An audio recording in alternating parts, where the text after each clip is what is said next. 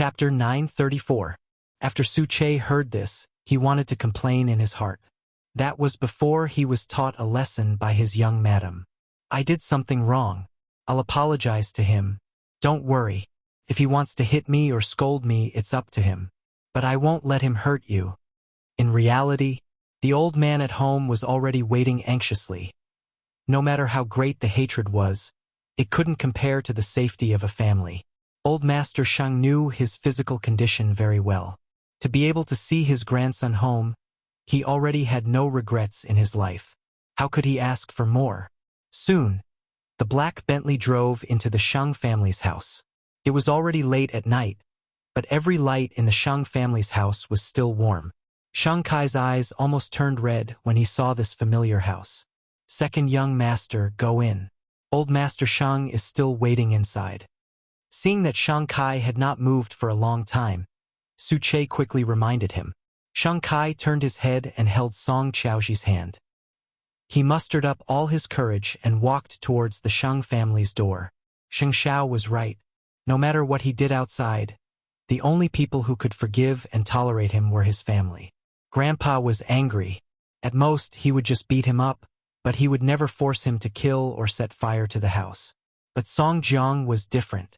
The white wooden door was gently pushed open by Sheng Kai. Then, he saw an old man with a walking stick standing at the entrance with a complicated expression on his face. Sheng Kai knew that he had let the old man down. He took 3 steps forward and knelt down heavily in front of the old man. When Song Qiaoxi saw this, she also knelt down. Grandpa. Only Sheng Kai himself knew how heavy the word grandpa was. He had left the family he used to hate, but after he left, he was only used and devoured by his enemies. You've lost weight, and you've become darker, but you're more energetic and mature. The old man wanted to bend down with his walking stick, but he couldn't even do such a small movement. Get up. It's good that you're back. No, Grandpa. I'm a sinner of the Sheng family. I'm in the wrong. No matter how wrong you are, you're still my grandson. As a grandfather, how can I feel good hearing you make mistakes outside? Grandpa Sheng was a little choked up. Do you know what I was thinking when 8th brother said you were coming back? Even if I die, my eyes are clear. Even if I die immediately, I can explain to your grandmother in the underworld. So, it's good that you're back. Don't worry about whether it's right or wrong. Just live a good life in the future. Grandpa Sheng threw away his walking stick, bent down slightly, and finally patted Sheng Kai's shoulder as he wished. Sheng Kai originally thought that he would feel better if Grandpa Sheng could hit and scold him. But Grandpa Sheng did nothing and easily forgave him. So, as a man, he couldn't hold back his emotions and cried out in front of his grandfather and his wife. In the future, I won't be willful anymore, Grandpa.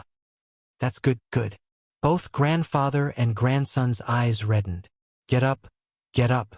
However, Sheng Kai still did not get up. He looked at the woman beside him and said to Grandpa Sheng, Grandpa, this is Qiaoxi.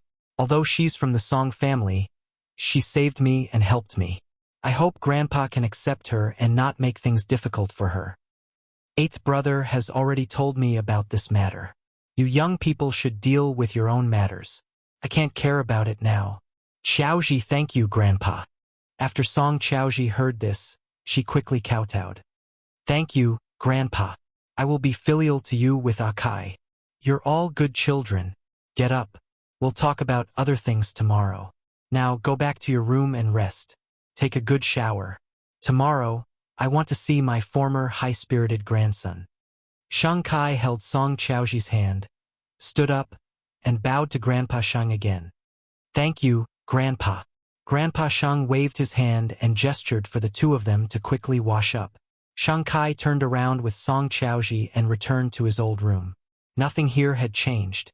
The room was still there, which meant that Grandpa Sheng had never really been angry with him. However, when he thought of what he had done wrong, Sheng Kai felt very ashamed and ashamed. Song Qiaoxi looked around Sheng Kai's room. It was as if she could see how heroic the second young master of the Sheng family was. Staying with her in the Song family was a fatal blow to him. Sheng Kai took out a shirt from the closet and handed it to Song Qiaoxi.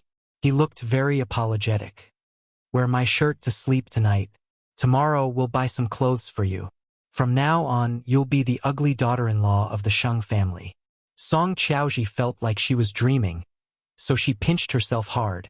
What I said to your grandfather just now was from the bottom of my heart. From now on, I will be filial to him with you. I believe in you. With that, Shang Kai hugged Song Qiaoji tightly. We will forget the past. We definitely will. The next morning, just as dawn broke, Mu Qiqi and Sheng Xiao arrived at the Sheng family's house with Song Qiaoji's clothes. When old Master Sheng saw Mu Qiqi, he pouted. You're pregnant, but why do you work and rest like an old man? Don't you need to sleep? It's not even dawn yet. What are you doing here? Mu Qiqi knew that he was concerned, but he didn't mean what he said. She rolled her eyes at him. I'm bringing clothes to your granddaughter-in-law. She can't possibly not have a change of clothes, can she? How can the Sheng family lack clothes to wear? The old man snorted. Mu Qiqi didn't reply. His grandson was back, and he was in a good mood, yet he was still bickering. When Sheng Xiao saw this, he said to the old man calmly, although second brother is back, he hasn't completely severed ties with the Song family. He is still the legal representative of Changrong Electronics. In order to prevent the Song family from getting hold of him in the future, he still has to deal with the matter of Changrong. Will the Song family let him off so easily? The old man was a little worried. The Song family doesn't want to let him off, but they can't do anything to him. This is all thanks to Song Jiang not trusting him enough and not letting him know about the confidential matters. It's not enough to cause the Song family to kill him. However, there are exceptions to everything. In short, second brother should try not to go out or bring enough bodyguards. After all, the Song family doesn't like traitors. Why don't we let second brother go abroad to avoid the limelight like third brother? The old man suggested. Guns aren't banned abroad. Mu Qiqi reminded old Master Sheng. All right, don't worry about it. We'll think of a way to settle this matter. Song Jiang really couldn't do anything to Shang Kai because he wouldn't expose himself for an insignificant person, right? Sheng Xiao was right. This was all because Shang Kai didn't come into contact with the Song family's secrets. That was why Song Jiang didn't need to waste his energy to silence him. Chapter 935. The reason why he could control Shang Kai back then was because of Shang Kai's hatred for the Sheng family and Sheng Xiao. But now that the misunderstanding between Shang Kai and the Sheng family had been resolved, it was impossible for Shang Kai to stay in the Song family and be used. More importantly, he had kidnapped one of his daughters. Shang Kai could go back, but Song Qiaoji had to die. By the time Shang Kai woke up, Sheng Xiao and Song Qiaoji had already left. Shang Kai felt extremely satisfied to be able to wake up from his big bed. Looking at his beautiful wife beside him, Shang Kai felt that he had nothing else to ask for in this life. Mu Qiqi brought clothes over. This surprised Shang Kai, but he also felt the couple's thoughtfulness. Song Qiaoji picked up one of the black dresses and tried it on.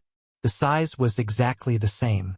Shang Kai was admiring his wife's beautiful body when he was interrupted by a call from Changrong. When he saw the secretary's number, Shang Kai immediately had a bad feeling. However, he did not hesitate and directly reached out to answer the call. Hello? Xiaoshang, save me. I've been kidnapped. I'm locked in a small house that doesn't see the light of day. Save me. Before Shang Kai could speak, he heard a very calm and evil voice on the other end of the line. Great traitor, Xiaoshang, how are you? Do you know where this is? Do you know that your secretary is about to leave a suicide note and leave this world forever, just like the previous employees?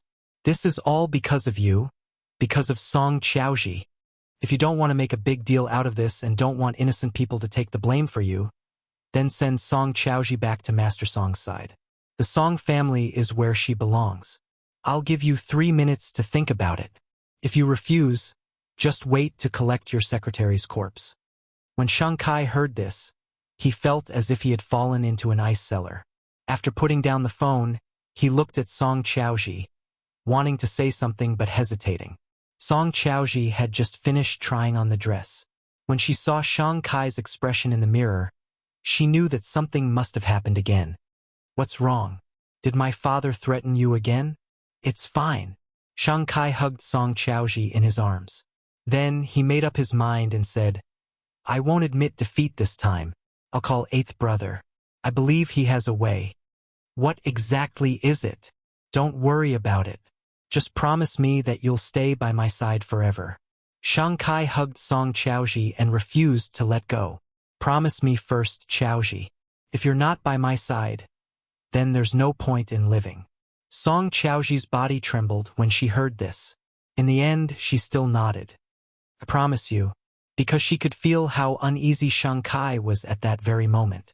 After getting Song Qiaoji's answer, Shang Kai immediately dialed Shang Zhao's number and walked out of the bedroom with his phone. Eighth brother, I've been threatened. The Song family threatened me. If I can't make a decision to send Qiaoji back within 3 minutes, they'll hurt my secretary and forge a suicide note, just like every employee who died in Changrong. On the other hand, Shang Xiao was much calmer in his office. He didn't even bother to frown and just said, he wouldn't dare. Old eighth, Song Jiang wouldn't create a murder case for Song Qiaoji because he knows very well how much attention Bai Sini's case has attracted. He wouldn't want to be targeted by the police. You guys aren't powerful enough. Shang Xiao calmly analyzed the reason for him. But it's very likely that they'll cripple my secretary or my secretary's family or leave them half dead. It was one thing for him to be crippled, but Shang Kai didn't want to implicate others. Shang Xiao was silent for 2 seconds. Finally, he answered Shang Kai. Promise him first. I'll go negotiate with him. Old eighth, do you have a chance of winning? We'll only know after we talk. Shang Xiao couldn't give him an accurate answer right now. If this matter isn't resolved as soon as possible, he'll change his mind in the future and use 10,000 similar methods to threaten you. When that time comes, you'll never have a day of peace. Tell me the way to settle this once and for all. I'll do whatever it takes. Shang Xiao told Shang Kai the truth. Some things weren't that optimistic. There's no way to settle this once and for all, but I can make him forget about your existence. However, you have to get through this first. Even so, Shang Kai still felt hope. As long as I don't have to hand over Qiaoji, I'm willing to go all out. You have to pay a price to kidnap someone's daughter. Shang Xiao smiled gently. 3 minutes are almost up. Shang Xiao gave Shang Kai a few more instructions over the phone. After that, the two of them hung up. The other party immediately called back. Are you asking for help, President Shang? Are you calling the police? Or is it Shang Xiao? Let my secretary go. I'll agree to your conditions. I won't let her go before I see Mississippi. You should understand, right? The other party laughed. Besides, you agreed too quickly. It makes me feel insecure. Then what exactly do you want? I'll send someone to pick up Mississippi. She came out of the Shang family alone. I don't want to be schemed against by Shang Xiao. President Shang, a life is at stake. I believe you won't object, right? Besides, Song Qiaoji is a member of the Song family. It's only right that Mr. Song wants his daughter back. You don't have to suffer too much. Mr. Song won't mistreat his daughter. When Shang Kai heard this, his left hand clenched tightly into a fist. At this moment, he was deeply angry at his own incompetence. Song Qiaoji had already heard the phone call between Shang Kai and the other party from behind the door. In fact, she was already mentally prepared. Even if Song Jiang could let Shang Kai go, he would never let her go. Yesterday was the happiest day of her life. She was already satisfied. At least, she had a beautiful dream, and this dream was given to her by Shang Kai. In the dream, she had a happy family and a husband who loved her as much as his life. But reality was so cruel. She didn't want to make things difficult for Shang Kai, nor did she want to implicate innocent people. So, when Shang Kai hung up the phone, she immediately went forward and hugged Shang Kai's waist. Send me back. Don't feel sorry. At least we had it. Qiaoji, believe me, I will never give up on you unless I trade my life for it. After Song Qiaoji heard this, she covered his lips.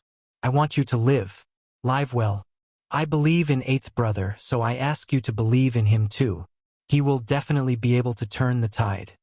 With that, Shang Kai held Song Qiaoji's hand and went to Shang Bowen's room to look for a set of jewelry. It was the one that Mu Chichi had given to Ren Yufei. It had a GPS system in it. These were the last few words Shang Xiao said on the phone. What are you looking for? Chapter 936. Ren Yufei did not bring it with her. After all, she and Shang Bowen were going abroad, so there was no need for her to bring jewelry. Shang Kai heaved a sigh of relief when he saw it in Ren Yufei's jewelry box. Whose is this? Song Qiaoji felt a little uneasy when she saw Shang Kai holding it in his hand. Shang Kai handed it to her and said, "There's a small positioning system in this. Can track you. No matter where you are, I can find you. Put it on first. I'll connect it to the positioning system immediately." Song Qiaoji looked at the small jewelry with a complicated expression. You still refuse to give up? I won't give up, and I hope you won't give up either. Shang Kai hugged Song Qiaoji tightly. Didn't we agree this morning? Without you, I don't know how to go on. Song Qiaoji leaned into Shang Kai's arms and finally nodded. I'll always wear it. Song Jiang asked me to send you out, and they'll let my secretary go. I don't want to implicate anyone, and I believe you're the same. However, no matter where you're taken, you have to remember that I'll always be behind you. At most, we'll die together. When Song Qiaoji heard Shang Kai's words, her throat immediately burned. Ah Kai, I can die without regrets to be able to meet you in this life. I don't want you to die. I want us both to live. Having said that, Shang Kai pinched her chin and kissed her madly. Don't be afraid. Remember what I said. Even if we die, we will die together. Soon Song Jiang's men called Shang Kai again. Their tone was still evil. Second young Master Shang, how long do you want to dawdle? Your little assistant is in the bathtub and can barely breathe. Are you sure you want to continue wasting each other's time? However, this time, Shang Kai turned on the speakerphone. He took Song Qiaoji's phone and turned on the recording function. If I send Qiaoji out, how can I be sure that you'll let my secretary go? Shang Kai asked.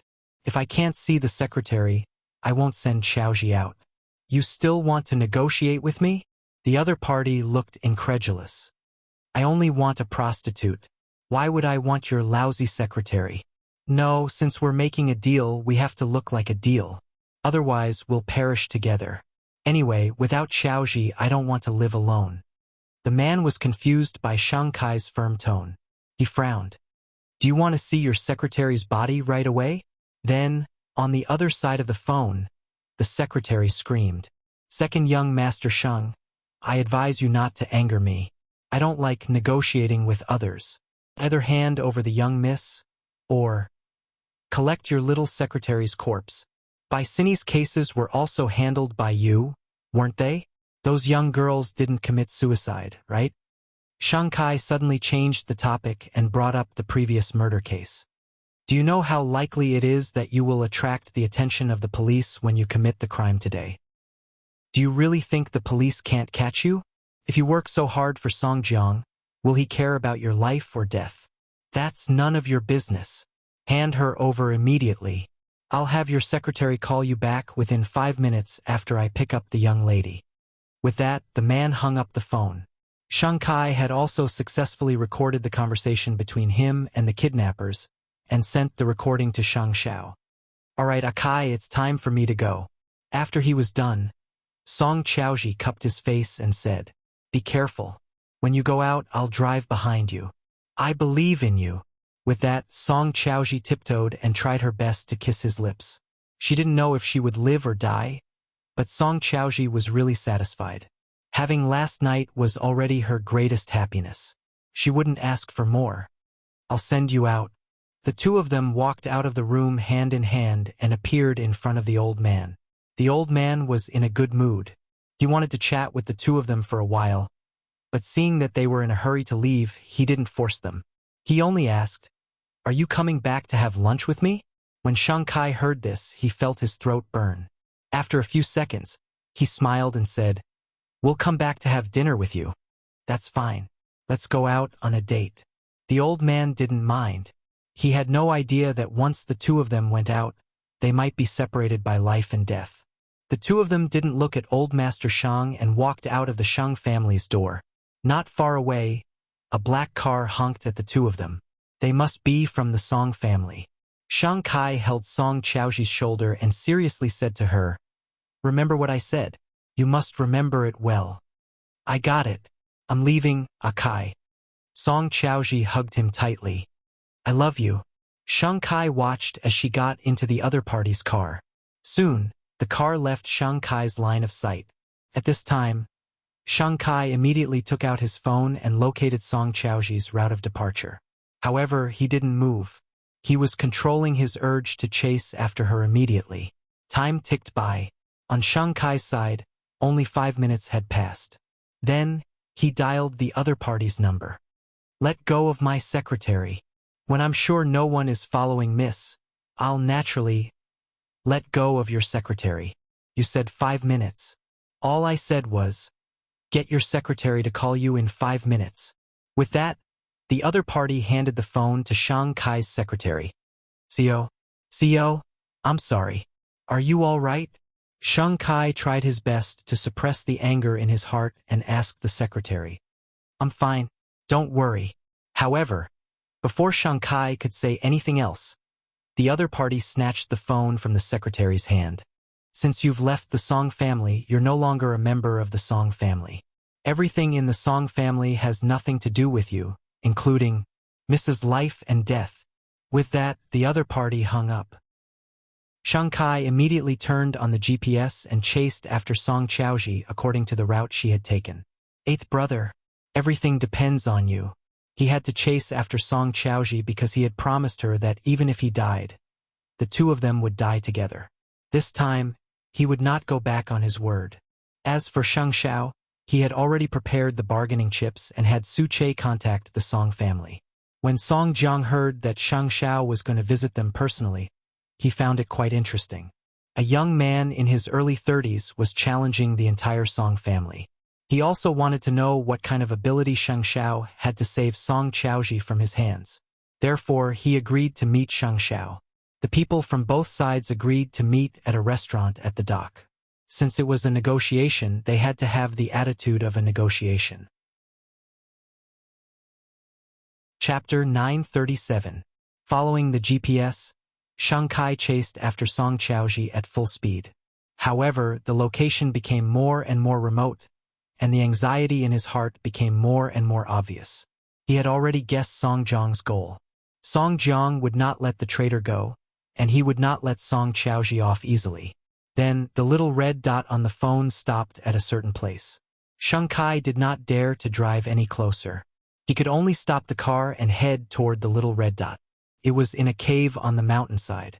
Song Qiaoji was tied up by 2 men and thrown into the cave. Shang Kai was afraid that she would be hurt, so he shared the location with everyone in his address book before rushing in.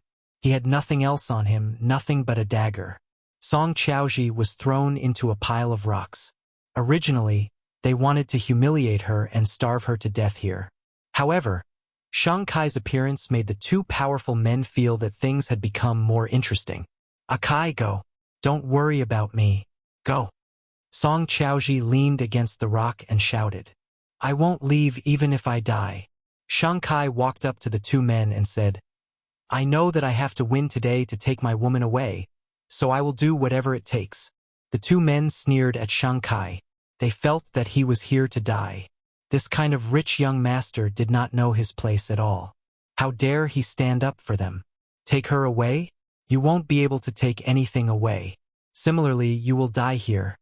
The 2 men did not even deign to attack together. One of them walked toward Song Qiaoji, while the other walked in front of Shang Kai and raised his leg to kick him. Shang Kai was kicked to the ground. In the eyes of the 2 men, he was so weak that he could not withstand a single blow. Therefore, the man walked toward Shang Kai with a low smile. Unexpectedly, Shang Kai took out the dagger from his ankle and cut his calf. The man angrily stepped forward to snatch the dagger, but Shang Kai jumped on him. Shang Kai ignored him and bit the man's ear. With a shrill scream, blood flowed down the man's ear. The other man could not take it anymore and quickly went over to help. The 2 of them pressed Shang Kai to the ground and used their strong fists to teach him what it meant to overestimate himself. "Stop fighting! Stop fighting!" Song Qiaoji cried. I have a GPS on me. If you don't leave now, the police will be here. The two men immediately looked up at Song Qiaoji. Otherwise, how did Akai find me? There's no need for you to go to jail for my father, right?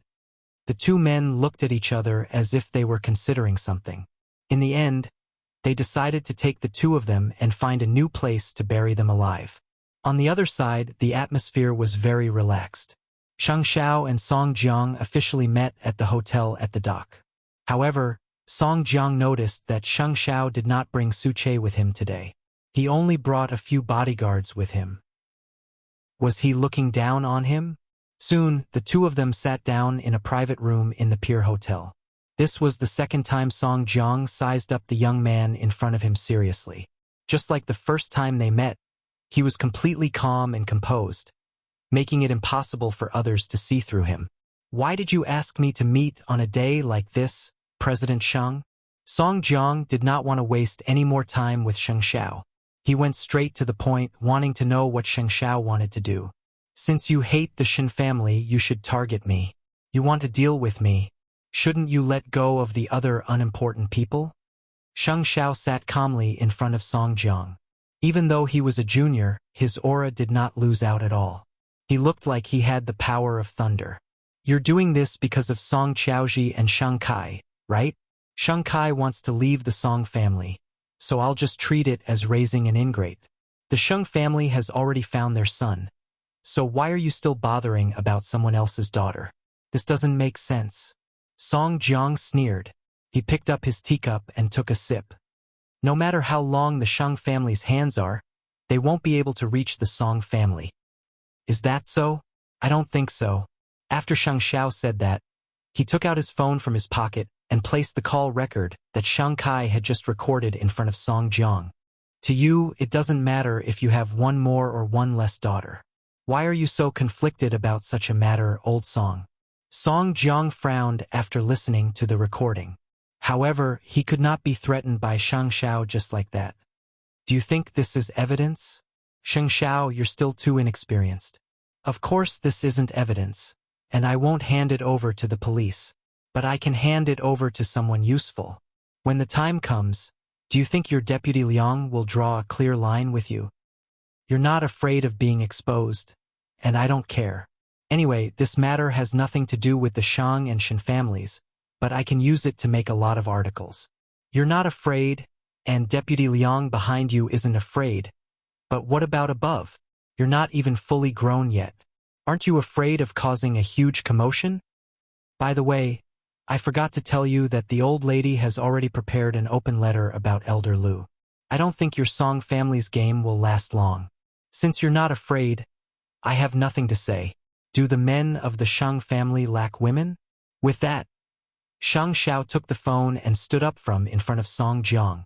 Since there's no way to continue the negotiation, I don't want to waste any more time. You should know that I like to hold a grudge. Today, these things are all dangerous in my hands.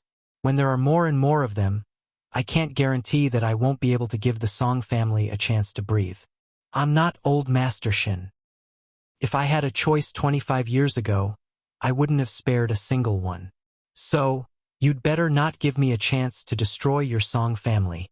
With that, Shang Xiao took a step forward and prepared to leave with his bodyguards. At that moment, Song Jiang took a deep breath and looked up at Shang Xiao.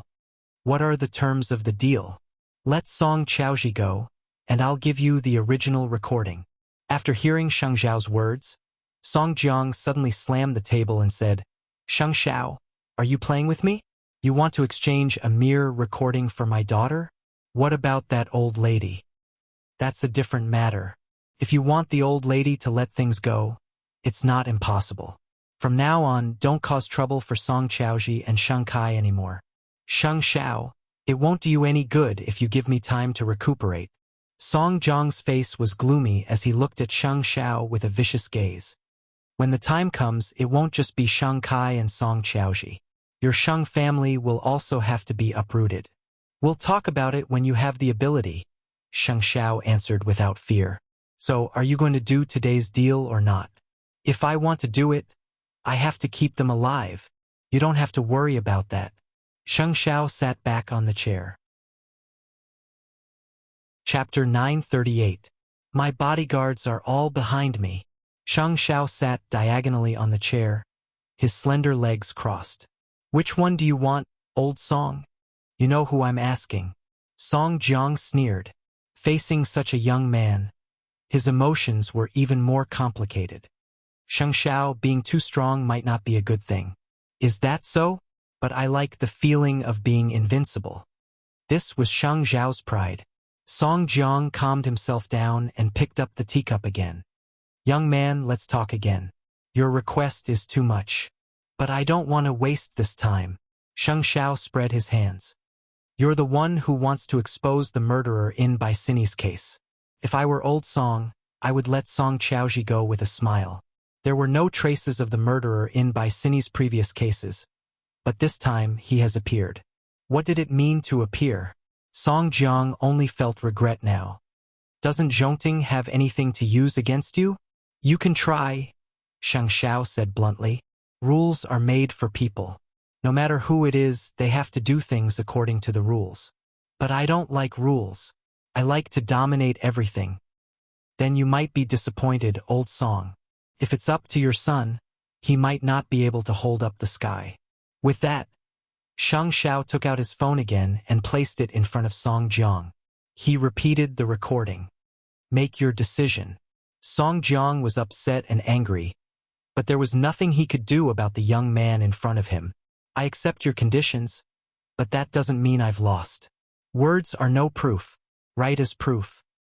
Sheng Xiao, don't go too far. When had Song Jiang ever been humiliated like this by a junior? But the young man in front of him had done it. If he had a gun in his hand, he would definitely send Sheng Xiao to hell. But for now, he could only swallow his anger. I'm doing this to save everyone the trouble. With that, Sheng Xiao stretched out his hand and placed the prepared paper, pen, and ink in front of Song Jiang.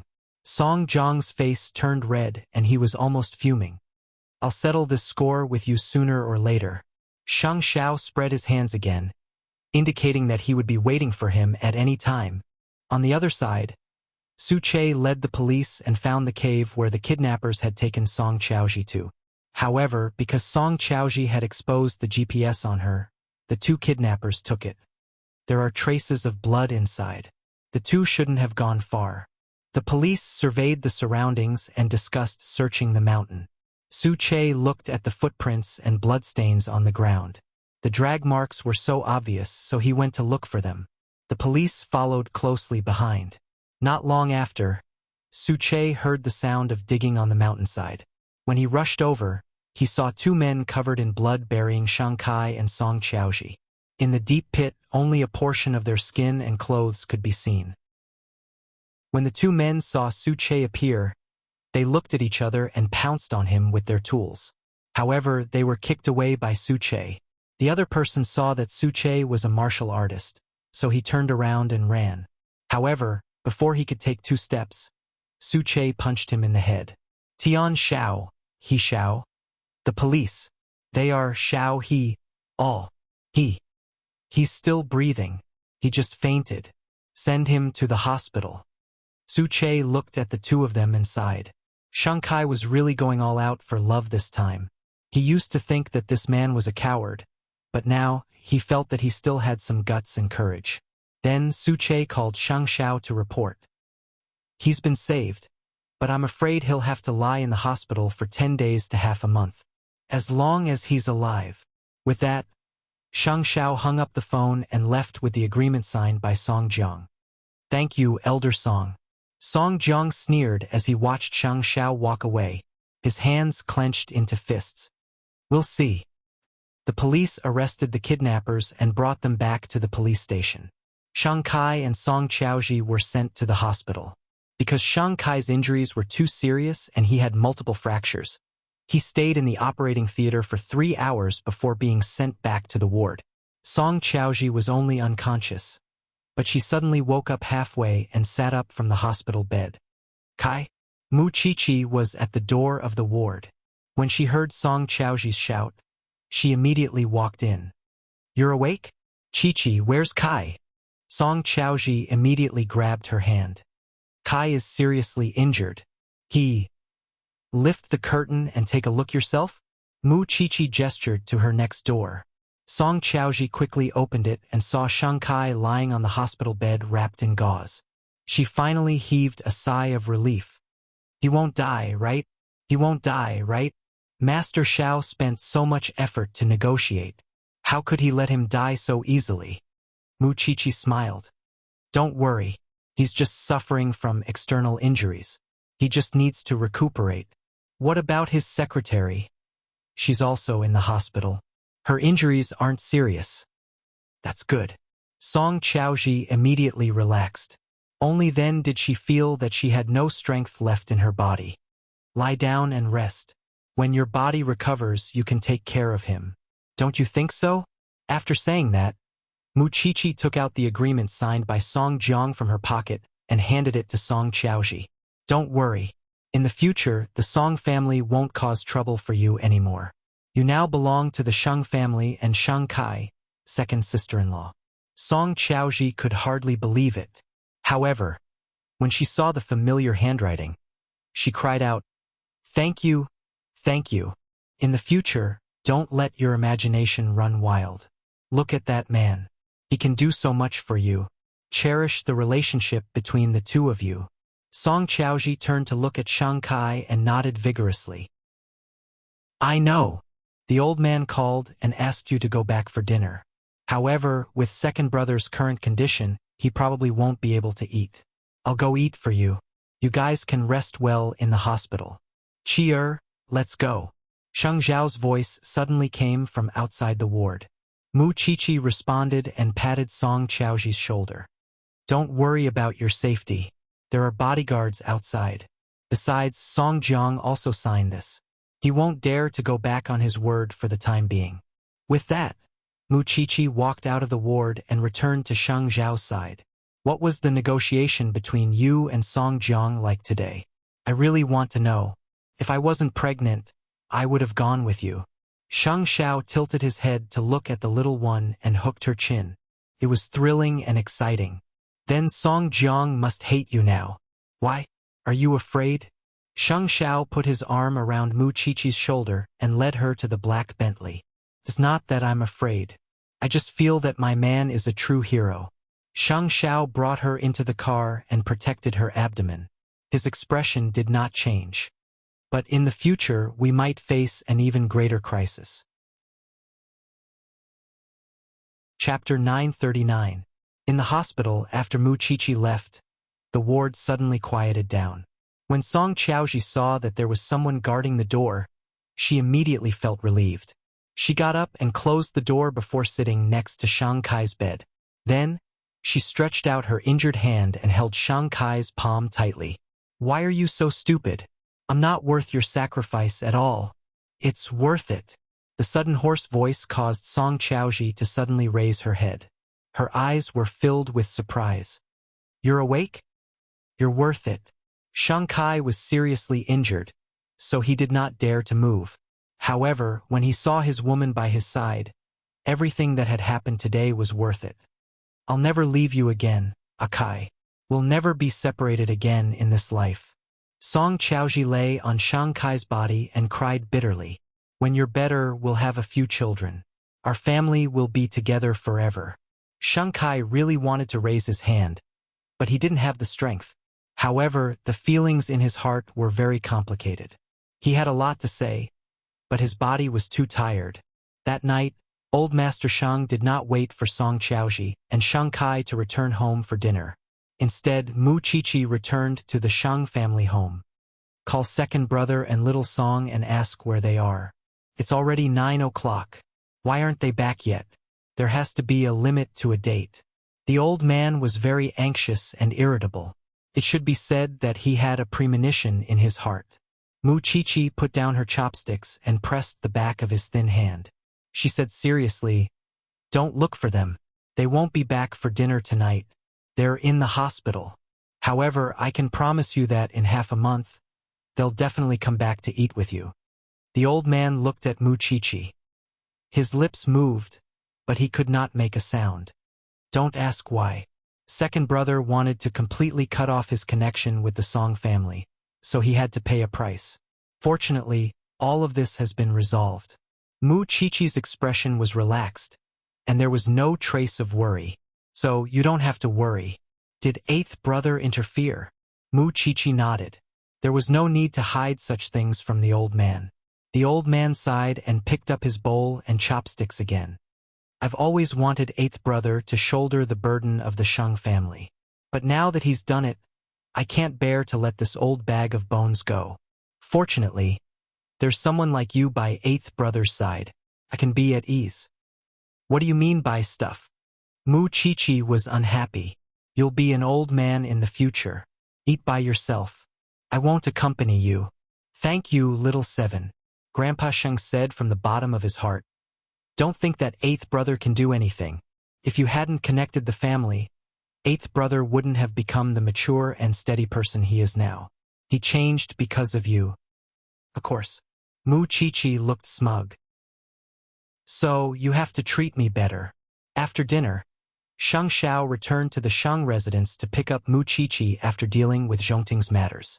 On the way back, Mu Chichi looked at Shang Xiao like a little fangirl outside with a strong sense of obsession. If you keep looking at me, my clothes will burn, Shang Xiao reminded her as he drove. The old man thanked me just now. Although I've long forgotten those grudges from the past, I still feel a sense of accomplishment seeing him rely on me so much now. So, your wife is a charmer. After Mu Chichi said that, she couldn't help but laugh. Shang Xiao did not cooperate with her performance. Instead, he said to her, when we get home later, you sleep first. I'll go to the Shen residence. Are you going to discuss something important with Dad again? Shang Xiao did not say anything. After the car stopped, he kissed Mu Chichi's forehead and said, I have to protect you guys so that I can be a superhero, right? Go in yourself. Mu Chichi nodded and consciously entered the house. Only then did Shang Xiao go to the Shen residence with peace of mind. Did you expose the old lady's matter to Song Jiang? So I want to take a different path. Shang Xiao had come today to talk to Shen Jianchuan about this matter. The meeting between Song Jiang and I today is equivalent to signing a truce agreement. However, I have no intention of stopping the investigation into him. Moreover, the old lady can't be the initiator of the whole thing. Why?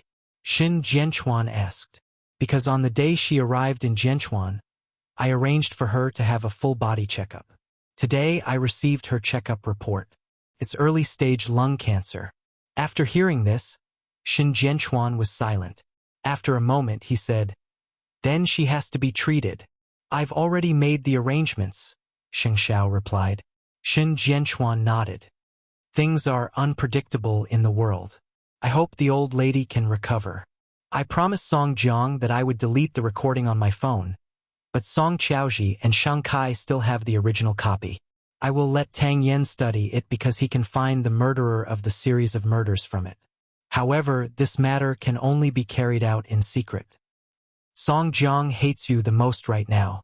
Shen Jianchuan pointed at Shang Xiao and said, So, you and Chi-Chi must be careful, especially Xiao-Qi. She'll be giving birth in a few months. I don't want the Song family to seize the opportunity to cause trouble. That's also your life. You have to hold on tight. As for other matters, leave the education industry to me. Right now, a few big brands are integrating. It's more than enough to fight against Yashang Group. They won't have the chance. Shang Xiao gave Shen Jianchuan an answer firmly. At the Banyan courtyard, Mu Chichi was soaking alone in the bathtub in her bedroom. The little thing in her stomach was growing day by day. Mu Chichi could clearly feel her appetite growing by the day. Seeing that her hands and feet had become thicker, Mu Chichi was a little discouraged. When I give birth, I wonder how fat I'll be. Why are you so fat? You're also my only wife. Shang Xiao leaned against the door frame and answered her muttering. Mu Chichi turned her head and saw the man. She immediately smiled. You're back. How do you do it? Every time you see me, you're exceptionally surprised? Shang Xiao was a little strange. The two of them had only been apart for a short 20 minutes. Don't you want to rub? Touch? kiss, and hug me when you see me?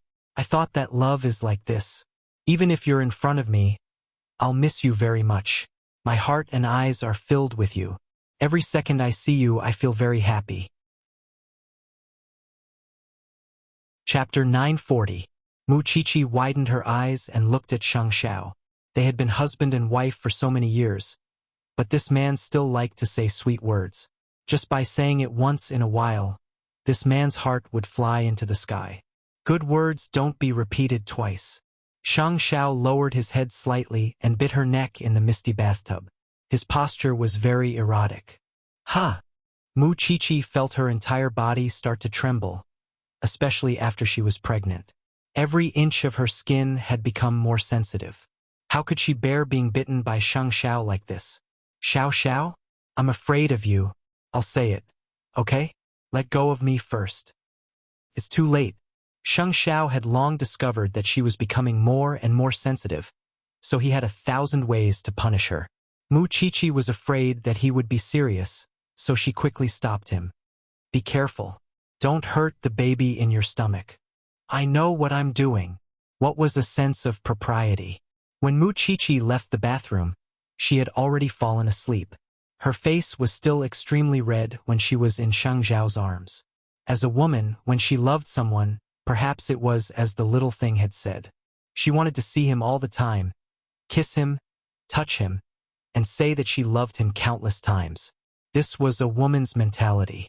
As for a man, if he really loved someone, the most he would think about was sleeping with her. He would sleep with her in all kinds of positions, especially when he saw that she couldn't get out of bed. That kind of satisfaction made a man the most comfortable. However, as a member of the Shang family, this night was a happy and reunited one. However, as a member of the Song family, Song Jiang's expression was gloomy the whole day. Song Buozhi was deeply afraid that the old man would have a heart attack or a sudden cerebral hemorrhage, so he immediately advised, a loss is a loss. Anyway, you don't care about Song Qiaoji. Just treat it as a greeting gift to the Shang family. Song Jiang slapped the wooden table. You only know how to make sarcastic remarks. It's been 25 years.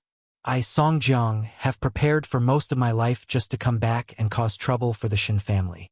It's to take revenge, not to be taken revenge on by others. Then what way do you have to deal with Shang Xiao?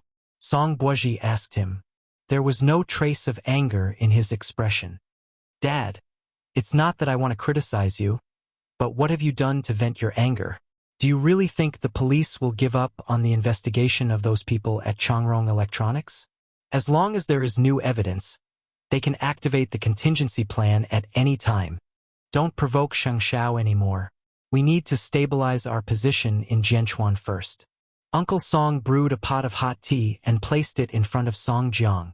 I've always thought that we were in an active position while the Shin family was in a passive position.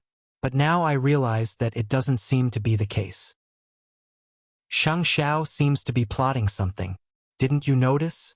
When Song Jiang was reminded by his son, he immediately thought of the old lady of the Lu family.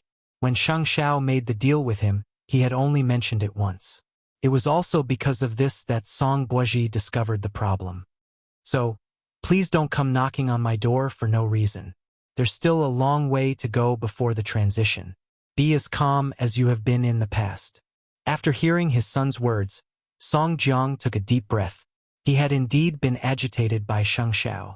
He had prepared for so many years, and he was used to being a smiling Buddha. But now, because of a young man, he was pestering him endlessly. It was time for him to reflect. You decide what to do in the near future. I need to go up the mountain to recuperate for a few days.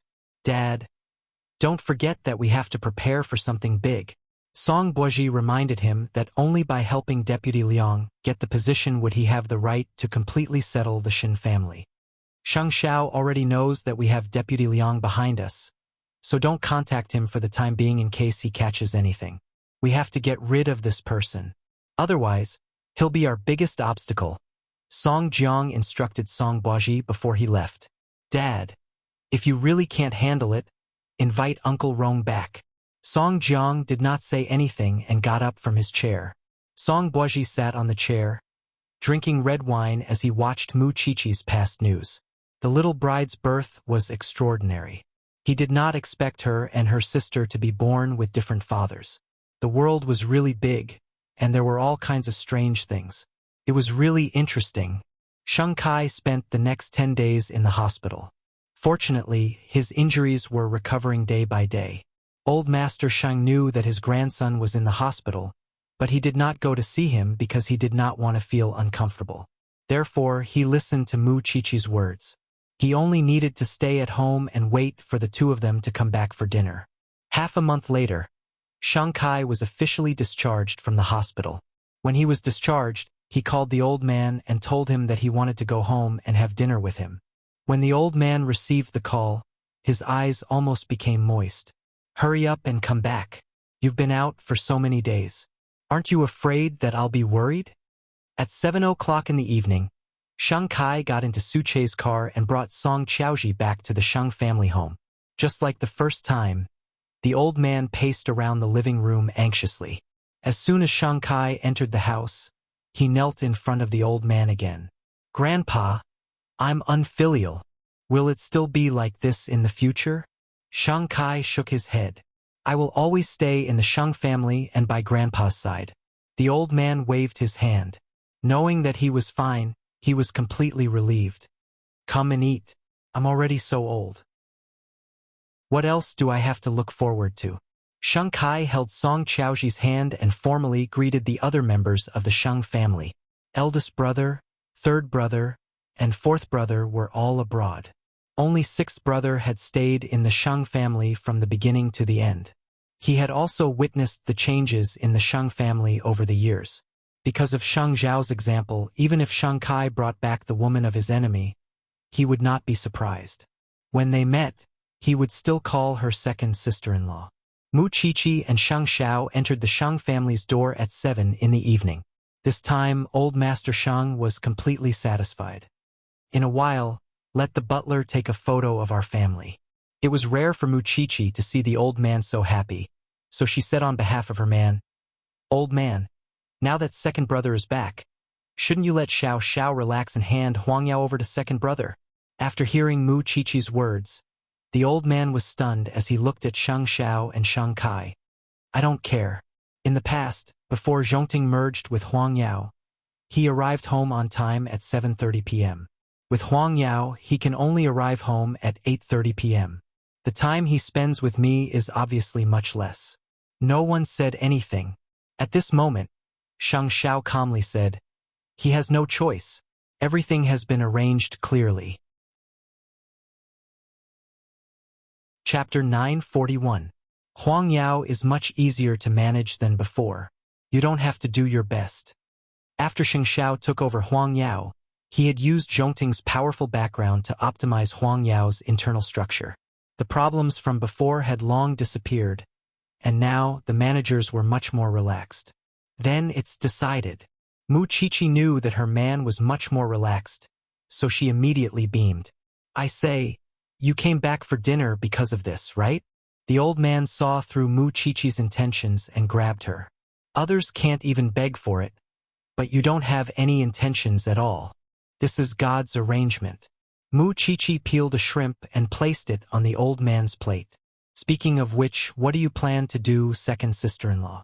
When Song Qiaoji heard Mu Chichi suddenly mention her, she said, "I'm an obstetrician, so I still plan to work in the hospital." "Then it's decided. It's perfect." Old Master Shang looked at the family and felt that they were so harmonious and warm. He felt that he had no regrets. Now, his greatest hope was to see eighth brother's child born as soon as possible. Time passed very quickly. Ever since Shang Xiao and Song Jiang stopped fighting, the Song family had indeed quietened down a lot. For 3 consecutive months, there were no more incidents. At present, Feng Shanshan was about to give birth, and Mu Chichi was 7 or 8 months pregnant. Wherever she went, she carried a big belly. In these few months, a brand new situation had appeared in Jianchuan's education industry. A few old educational institutions, probably in order to find a chance of survival, actually boldly invested money and began to optimize the industrial structure. Soon, they won a good reputation in the education world. This was a huge impact on Yashang Group. The Song family's financial industry abroad was not optimistic. They might not be able to last for the 5 years that Shang Xiao had predicted. Therefore, the domestic business was very important to the Song family. It was already late autumn, and Jianchuan loved to rain. Looking out from the towering office, all he could see was mist. Shang Xiao was wearing a blue suit and a brown coat. He sat in the reception area with Xin Jianchuan and was predicting what the Song family would do next in order to counterattack. Not long ago, in the International Educational Institution Selection Competition, Yashang Group was directly thrown out of the top 10 with a 13% complaint rate. I have also collected some recent data about the education industry. According to the survey, Yashang Group was indeed very strong at the beginning, but the disadvantages are also very obvious. According to the normal competitive relationship, Yashang Group will soon no longer be competitive. Dad, the Song family must know what we know better. Song Boiji will definitely change next. Shang Xiao stacked the documents together and looked at Xin Jianchuan seriously.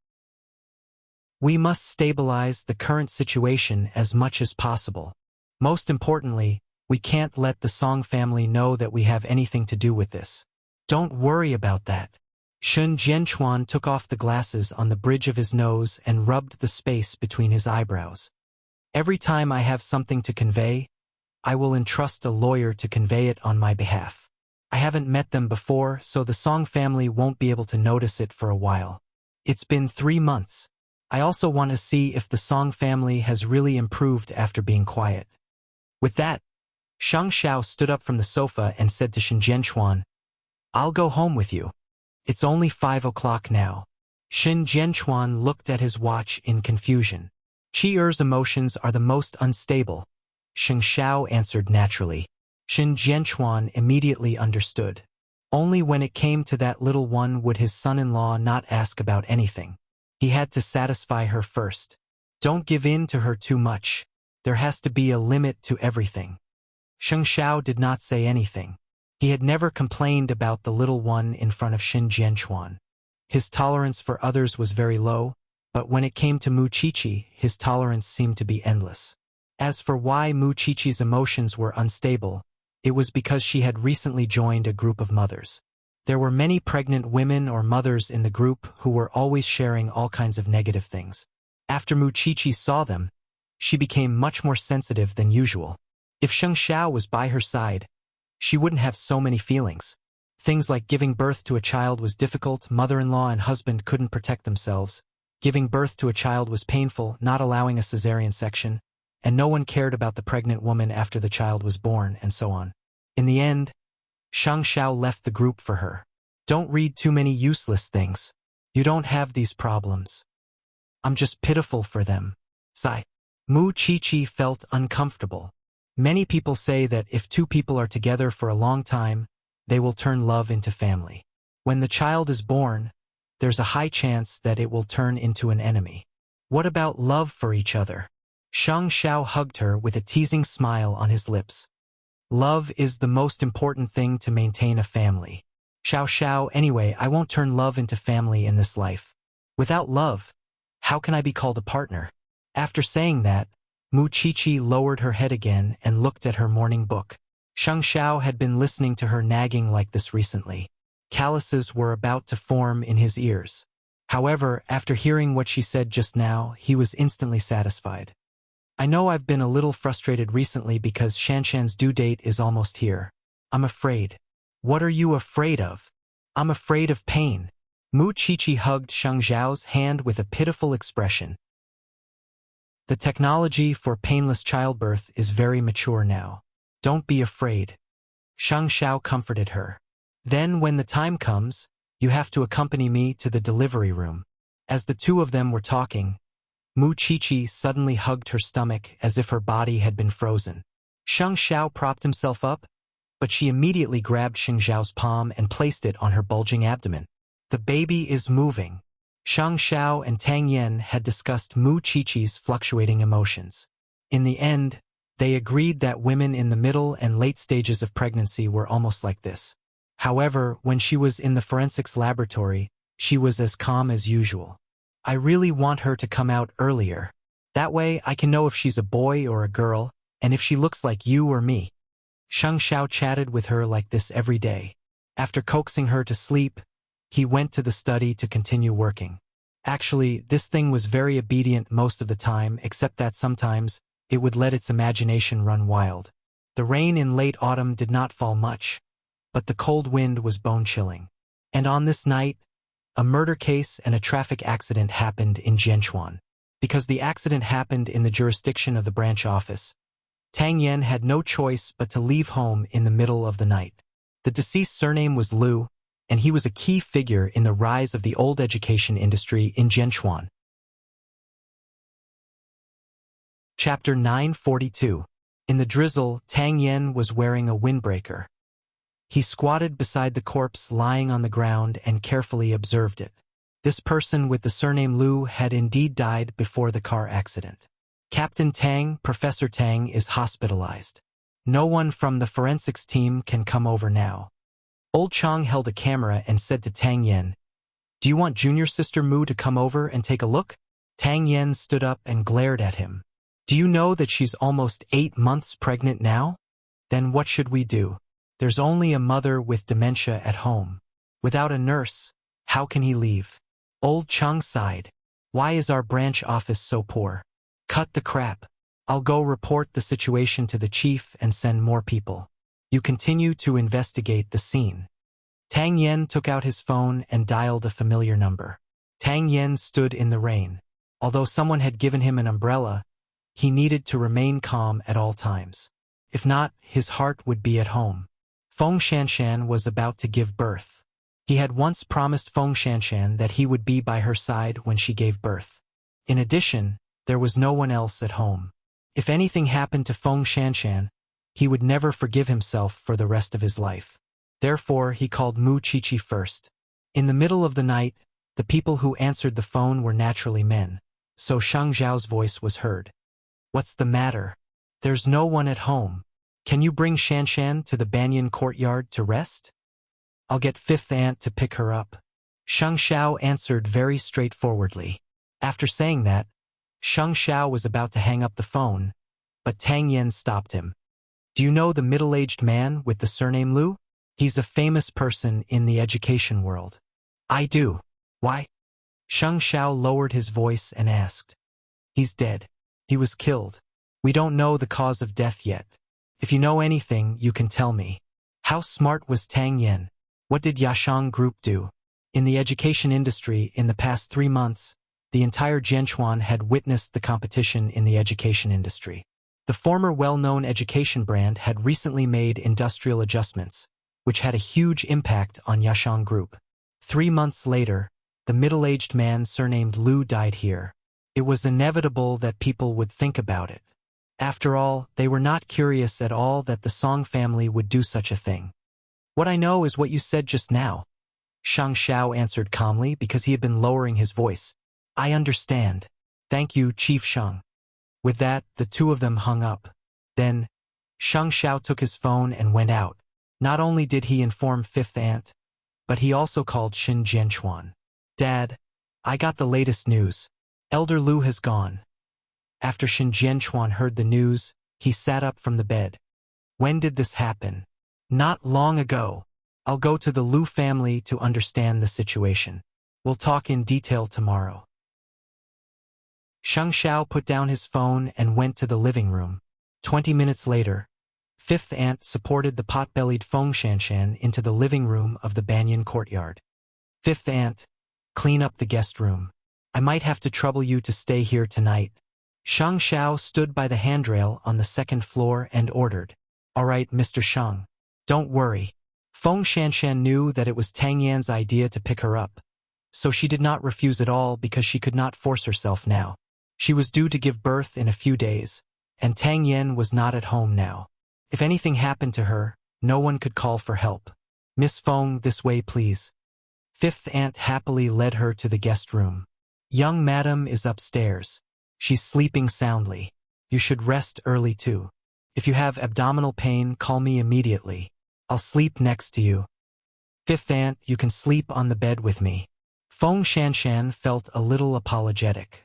After all, Fifth Aunt was already so old. It's fine. I'm healthy. After Fifth Aunt said that, she carried the quilt to the imperial concubine's couch. Feng Shanshan watched as Fifth Aunt lay down and closed her eyes. However, she could not calm down and rest. She kept feeling that something had happened. She did not know how Tang Yen was doing at the murder scene. The bureau chief called a forensic doctor over for Tang Yen. Although it was already an hour later and the rain was getting heavier, in order to maintain the first scene, the people from the branch office set up a canopy on the spot. The entire road was temporarily sealed off. The female forensic doctor squatted in front of the corpse and observed it for a while. Finally, she told Tang Yen, "It was indeed not a car accident. I already have some clues, but I can't come to a conclusion yet. I need to conduct an autopsy. So, after taking photos, send the corpse back to the laboratory." "Thank you." Tang Yen did not even know what the other party's name was. He could only thank her briefly and continue investigating the traffic accident. If we want to figure out how this Lu died, we have to figure out his relationship with the driver. Now that the driver died on the spot, Old Chung, give me a copy of the driver's information as soon as possible. Xiao Long, go and get the surveillance footage at the intersection to determine the cause of the car accident and whether it was an accident or man-made. Do these basic tasks for me. And that night, he knew that he basically did not need to rest. This was because this person with the surname Lu had been really famous recently. His sudden death would definitely cause rumors to fly everywhere again. If it was really done by their opponent, then the Song family was too brazen. From the incident to the next morning, the process of the car accident, including the identity of the driver, was all figured out. Captain Tang, this driver's name is Li Dong. He's a delivery driver. He's usually responsible for delivering frozen seafood and other ingredients to the mall. From the surveillance footage, the driver suddenly turned and accelerated. That's why he collided with him, and that's why Lu's body was thrown out of the car. From the surveillance footage, his expression was calm and there wasn't a trace of panic. He probably didn't know that a body had been placed in his car. Who would swagger around and drive a van with a body in it, planning to deliver goods to someone else? Old Chung told Tang Yen the information he had collected. The other driver of the car stepped on the accelerator by mistake when he turned the corner, causing him to accelerate. After a comprehensive analysis, the traffic accident was an accident. The driver has nothing to do with the education tycoon surnamed Lu. After Tang Yen heard this, he crossed his arms and said to Old Chung, "Continue to the traffic control department and get the footage of the van. See when the body was placed in it." Okay. In that case, the traffic accident can be handed over to the traffic police to close the case. Xiao Long was quite happy. At least it was not related to the murder case, so he would have to do less useless work. "I'll go get the autopsy report." Tang Yen looked at his watch and was about to go to the autopsy room when he was stopped by Xiao Long. Junior sister Shanshan should be giving birth. Right? Captain Tang, shouldn't you go back and take a look? Chapter 943. Then, the forensic doctor gave him an answer. This middle-aged man was strangled to death. Look at his neck, the groove is obvious, level, uniform, and there is no sign of emptying. The edge of the groove is neat, and the width is similar to that of a belt. Moreover, there are dandruff-like substances on his skin. Combined with the characteristics of his face and the internal bleeding in his ears, this is a very typical death caused by mechanical asphyxia. So, you might have a lot of work to do next. Tang Yen could only shrug helplessly when he received the autopsy report. It was 7 o'clock in the morning. Mu Qiqi did not see her man since she woke up. Instead, she saw Feng Shanshan downstairs, who was eating breakfast. She was shocked. Then she understood why Feng Shanshan was here. Tang Yen went out to the field? He hasn't come back yet. Feng Shanshan pursed her lips and took a sip of milk. I wonder if he can be by my side when I give birth. He has always been a trustworthy person. He definitely won't go back on his word. Don't worry. After saying that, Mu Qiqi sat down at the dining table with her belly propped up. However, She felt very uneasy not seeing Shang Xiao. Looking for your big CEO? He's out. Feng Shanshan saw her uneasiness and quickly answered. You really can't leave him at all. None of your business. Mu Chichi snorted. Then, she patted her belly and said, Why do I feel that I'm 8 months older than you, who are almost 10 months old? I heard from the doctor that it's not easy to give birth when the child is too big. Mu Chichi punched her. You're trying to scare me. Feng Shanshan immediately laughed. However, she only laughed a few times before she suddenly felt a wave of pain. Mu Chichi looked at her rubbing her belly and immediately rolled her eyes. Stop pretending. Mu Chichi did not believe in her drama. I'm really in pain. Feng Shanshan leaned back in pain. It hurts so much. When fifth aunt heard her shout, she immediately rushed out of the kitchen. Mama Sheng followed behind her.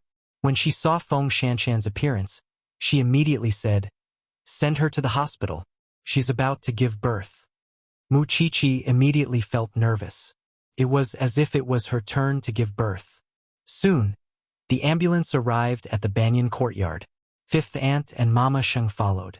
Mu Chichi also wanted to go, but neither of them allowed it. Just stay at home and wait for the news. It's not convenient for us to take care of you with your big belly. Mu Chichi struggled for a moment and finally nodded. All right, I'll call Captain Tang. He promised Shanshan that he would be by her side when she gives birth. Okay, don't worry. With that, Mama Shang and fifth aunt followed her out. Mu Chichi held her phone and searched for Tang Yan's number. However, the call was always busy. He probably couldn't get away from it. If you don't answer the phone, you'll miss your son's birth. Mu Chichi had no choice but to call Shang Xiao. Xiao Xiao, Shanshan has gone to the hospital. She's probably about to give birth, but I can't get through to Captain Tang. Can you help me inform him? I'm having a morning meeting, Shang Xiao answered. All right then. With that, Mu Chichi hung up the phone. Shang Xiao took a deep breath and called Su Che in. He instructed him. Go to the branch office and look for Tang Yen. His son is about to be born. Su Che pointed at his own face in disbelief. Did he need to inform him about such a thing? After thinking for a while, Su Che turned around and immediately went to the parking lot to find his motorcycle. He then drove toward the Jianchuan branch office. In the hospital, Feng Shanshan was immediately sent to the delivery room to be examined by the doctor. However, the doctor only took a glance and said, The amniotic fluid has broken. Family members, don't come in. Fifth aunt and Mama Shang were not Feng Shanshan's family. So other than Tang Yen, they did not know who else to inform. Feng Shanshan endured the pain brought about by the contractions. There was only one thought in her mind. That man had promised her that he would be by her side when she gave birth. However, he probably couldn't get away from her now. The nurse was in the delivery room making all kinds of preparations. Seeing Feng Shanshan's uneasy expression, she asked her, Is the husband here? Should I let him in? Feng Shanshan shook her head. He can't come. He's a criminal police officer. He took a mission last night. I see. Then you don't have to feel uneasy. The police are like this. Although they sometimes make us feel wronged, it's not that he doesn't love this family, right? The nurse comforted her. I'm also a police wife. I've given birth to 3 children, and my husband is catching criminals. However, this doesn't affect our relationship because I know that he has always been worried about me. You're the same. He must be worried about you too. So be strong. It's not a big deal. We'll help you. With the nurse's comfort, Feng Shanshan calmed down a little. Are you feeling better? Feng Shanshan nodded. All mothers are great. You're no exception. Tang Yen had just come out of the Lu family's home. The entire Lu family was in a state of grief, so the deceased son, Lu Zichen, cooperated with the police to make a statement. In short, the Lu family doesn't know why her husband and father are gone. Xiaolong looked at the statement helplessly. I'll go to the Lu family's education company again, Tang Yen said. However, when he remembered that Feng Shanshan was still in the Shang family's home, he took the opportunity to call Feng Shanshan. However, Feng Shanshan's phone was in the guest room of the Shang family, so no one answered. Originally, he wanted to call again at another time, but Su Che, who was riding his motorcycle, suddenly stopped in front of him and said, "Your wife is in the hospital." When Tang Yen heard these words, he turned around and left. "Captain Tang? Captain Tang!" Xiaolong quickly chased after him. "What's wrong?" "You and old Chang go to the Lu Corporation's company. I'll go to the hospital." After Tang Yen said that, he opened the car door. Xiaolong was stunned for a moment before he understood. This person is going to be a father, right? A single dog is really envious. After Tang Yen drove at full speed, he thought about his promise to Feng Shanshan. He said that he would be there when she gave birth. But now, he had no idea that his wife had been sent to the hospital. He blamed himself, and his emotions were very complicated. Heartache, guilt, and anticipation came together, making him panic and at a loss for what to do. Soon, he saw Mama Shang and fifth aunt at the entrance of the hospital. He quickened his pace and rushed up to them. "Auntie, where is Shanshan? You're finally here." Mama Shang looked at Tang Yen and said, "She's in the delivery room. She's been in there for a while. I don't know what's going on now. Go and ask the doctor if they're allowed to visit." Chapter 944. The doctor glanced at him and refused without thinking. "No, because it's not a separate delivery room, so the family should try to wait outside." "Doctor, just one side. Doctor, just one side. I'm a police officer. I didn't go home last night. My wife is about to give birth in the morning and someone else called me. I'm still on duty, but I promised her that I'll be by her side when she gives birth. If I can't do that, I want to let her know that I'm here. Okay?" This was the most sincere request from a man, a husband, and a police officer. After the doctor heard this, he turned around and asked his assistant, "Can you arrange it? After all, no one can reject such a husband." "I'll go ask." The nurse immediately entered the delivery room. A moment later, the nurse walked out again. "You can go in, but you only have 2 minutes. Is that okay?" "Enough." Tang Yen nodded immediately. "Then I'll take you to disinfect and put on sterile clothes." The nurse immediately extended her hand to Tang Yen. "This way, please." Soon, Tang Yen changed into sterile clothes and put on a mask. He was only waiting for the nurse to inform him. Finally, he entered the automatic door with an uneasy heart. Behind the door, Feng Shanshan was lying on the bed. Because of the pain, she was already sweating. Tang Yen immediately walked over and lay down in front of her. "I'm here." Before Feng Shanshan could see the man's face clearly, she heard the 2 words, "I'm here." The man's familiar body temperature and scent gradually made Feng Shanshan feel real. She didn't expect him to really come. "Be strong. It's okay. Trust the doctor and nurse. I'll wait for you outside." It wasn't until Tang Yen straightened up that Feng Shanshan saw the man's face clearly. His face was filled with anxiety. He was also very nervous. "Go out. There are other pregnant women here." "I'm fine." Feng Shanshan was satisfied and regained her composure. Because this was not a separate delivery room, they had to care about others. Tang Yen nodded and leaned over to kiss her forehead again. "Even if the baby is born, the most important thing in my heart will always be you." After saying that, Tang Yen let go of her hand and turned to leave the delivery room. Everything was worth it. Even if she had to endure the pain of childbirth, even if she had to endure all the hardships, with Tang Yan's words just now, she felt that everything was worth it. "Your husband has already done better than most husbands," the doctor said in her ear. "Happy pregnant woman, good luck." Outside the door, Tang Yen had already taken off his sterile clothes and stood with Mama Shang and the others. Other than thanking them, he had nothing else to say. "You're Jianchuan's godson-in-law, which means you're my godson-in-law. It doesn't matter if it's the Shen family or the Shang family. We also know your situation. You don't have any other relatives at home. You just need to let us take care of her," Mama Shang said to Tang Yen very gently. During this time, Tang Yan's phone rang nonstop. "Go and pick it up." Tang Yan's heart was full of Feng Shanshan, so he was a little annoyed when he received a call from the police station. Even when his wife was giving birth, he couldn't have peace. Even so, he still picked up the phone. On the other end of the phone, old Chang reported to him. Captain Tang, I got the surveillance footage from the traffic control department. I know when Lu Zhao's body was moved into the van. Go back to the station first. We'll talk when I come back, Tang Yen replied. Okay. Old Chang hung up. Tang Yen put down his phone. However, a few seconds later, someone else called. Tang Yen had no choice but to hang up and call the chief directly. Chief, I'm asking for leave. The murder case is now critical. Why are you asking for leave? You're not allowed to sleep. The chief firmly rejected Tang Yan's request on the other end of the phone. My wife is giving birth. I don't have any relatives by my side. Tang Yan's voice was a little choked. Please take charge of the situation for the time being.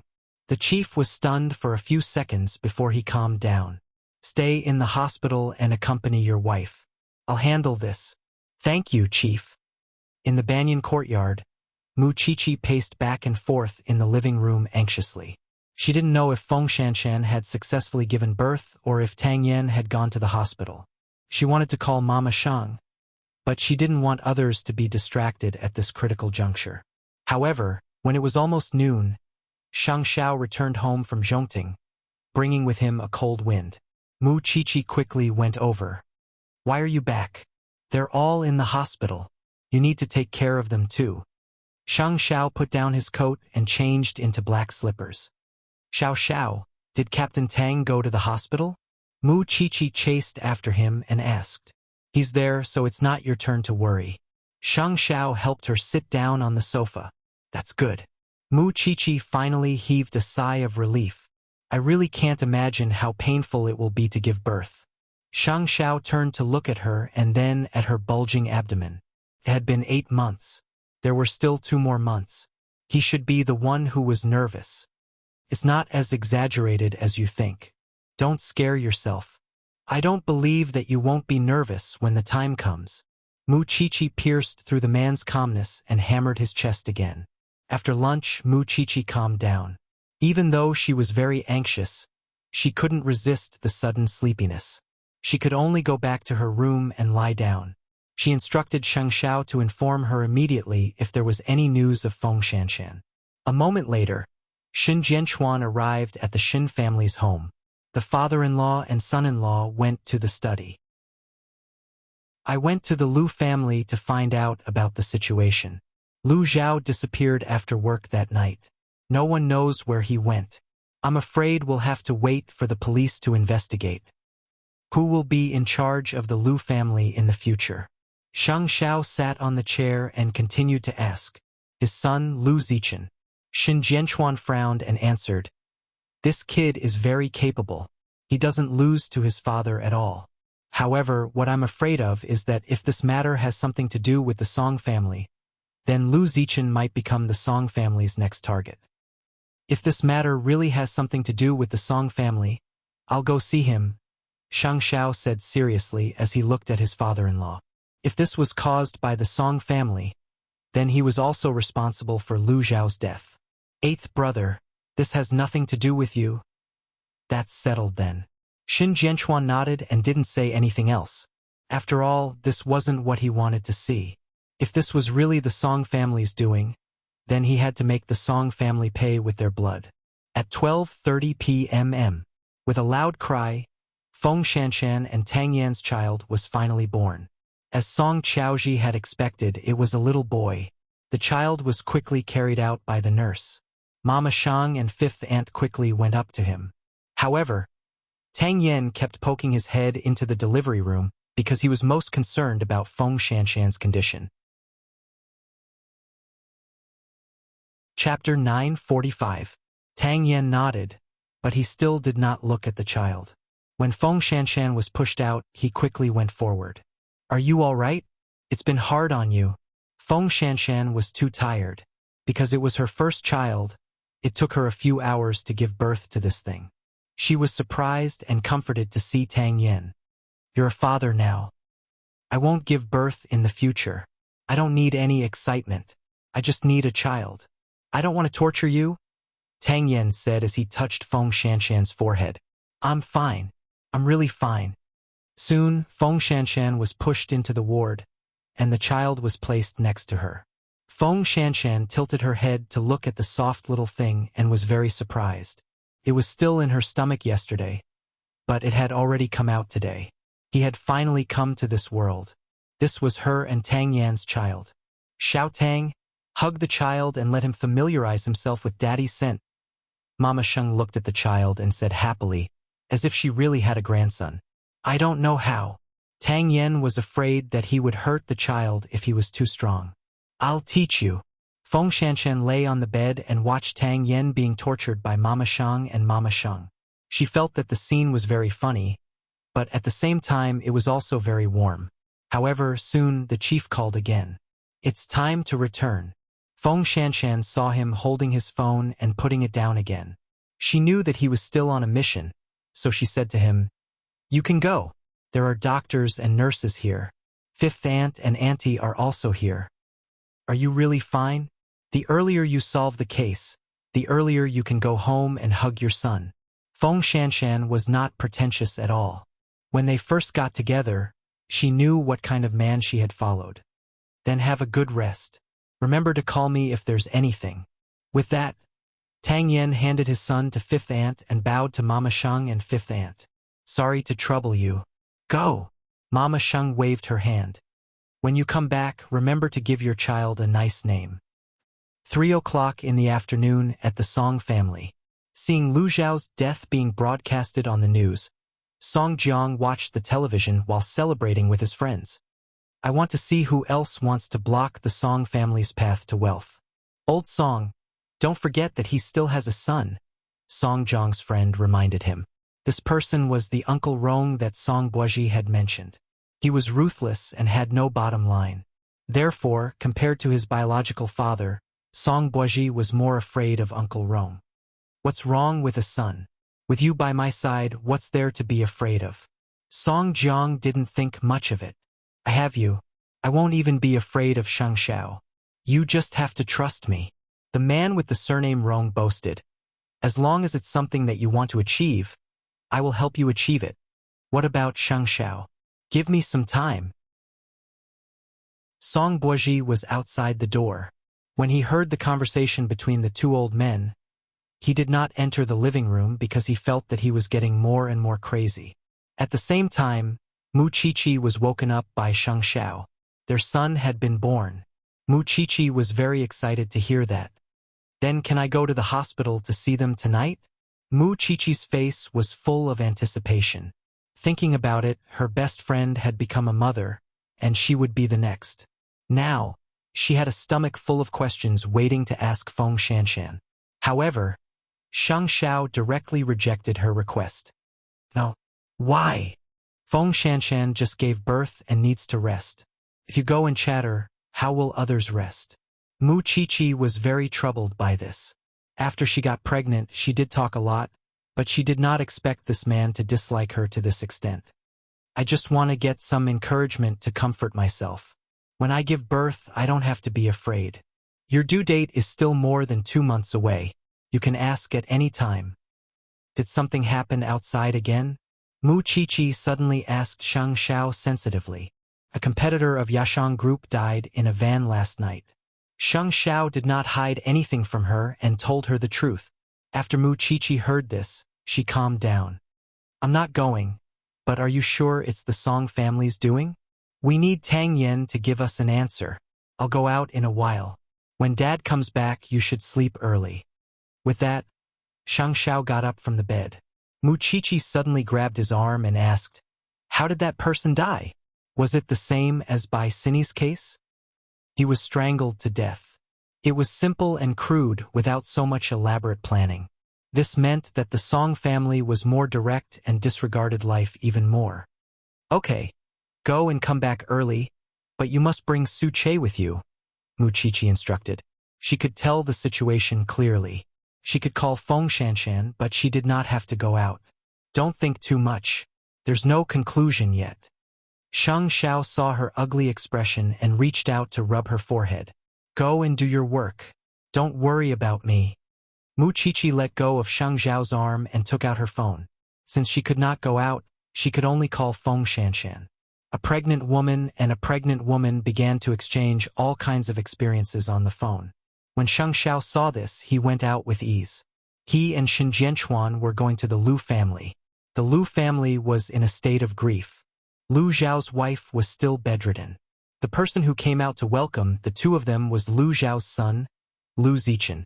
Lu Zichen had always known that there was someone supporting him, but when he saw Shang Xiao, he was still a little surprised. "I'm sorry about your father's death. What does this have to do with Xiao Sheng? When the Lu family was in debt and unable to operate, it was you who helped us from behind. That's why the Lu family is where it is today. If you hadn't helped us at that time, my mother and wife would have died of illness long ago. At that time, my mother and wife were waiting for life-saving money." Lu Zichen did not resent Shang Xiao at all. "My father told me that our opponent this time is very fierce, but he still made this decision to protect our family. So, Xiao Shang, you don't have to feel guilty. This is my father's choice, and it's also the path I will defend," Lu Zichen said firmly and seriously. "Although my father is no longer here, his spirit will always remain in my heart. Don't worry, I won't go to extremes. I believe that the police will give us an answer. Moreover, I will never give up on fighting against Yashang Group. That kind of educational institution that disregards human life should not exist in this world." Shang Xiao felt that it was useless to say anything else at this moment. There were only a few words that were the most powerful. "I will give your father justice." Chapter 946. After coming out of the Lu family, Shang Xiao remained silent. When Xin Jianchuan saw this, he patted his shoulder and said, "Eighth brother, you're not a god. There's no need for you to bear such a heavy burden."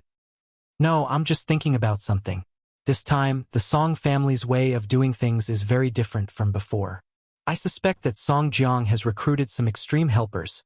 Shang Xiao answered Xin Jianchuan seriously after getting into the car. "It's only been quiet for 3 months. If Song Jiang really uses an even more extreme method to make a comeback, I wonder how many people will suffer. The Xin family doesn't matter, but I'm afraid that a good person like Lu Zhao will be implicated."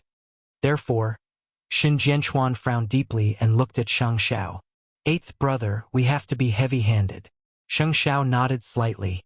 It seemed that using time to deal with the Song family was not going to work. "I'll see the results of Tang Yan's case first." The two of them left the Lu family and returned home. Shang Xiao did not expect Mu Qiqi to still be waiting at home. "Why aren't you sleeping yet? Are you going to meet the family of the deceased?" Mu Qiqi sat on the bed and asked Shang Xiao. Shang Xiao stopped taking off his trench coat. After a second, he nodded. "It's not a good thing to be too smart. You've already made it so clear in the afternoon. If I still can't tell, I'll have been your woman for so long. Do you have any leads on the murderer?" Mu Qiqi lifted the blanket and wanted to get out of bed, but Shang Xiao stopped her. "It's cold down there. My body is mine. I know if it's cold or not." Shang Xiao did not stop her. He sat down on the sofa and replied, "Waiting for news from Tang Yan. Then hurry up and take a shower. Your body is cold. I don't even want to hug you." Mu Qiqi stood in the distance in disgust. Shang Xiao got up and walked to the bathroom. Mu Qiqi took the opportunity to call Tang Yan. On the phone, Tang Yan sounded very tired. He had not rested since last night. It was because the higher-ups were in a hurry to solve the case. "Captain Tang, what's the situation now?" When Tang Yan heard Mu Qiqi's voice, he thought that he had heard wrongly. He took out his phone and looked at the number again. After confirming that it was Mu Qiqi's, he said, "Other than knowing that the body was dumped from a small alley, there is no other progress. The alley leads to rows of demolished houses, and there are no surveillance cameras along the way. The person who dumped the body was a man in his 40s, wearing a mask and a hat. Other than that, there is no other information." "Where's the corpse?" "The cause of death was asphyxiation. There were no other injuries on the body. The tool used was a belt, but we've already checked it. The murderer must have grabbed such a tool as an aid because it contained a lot of bacteria and not sweat. We have to find out.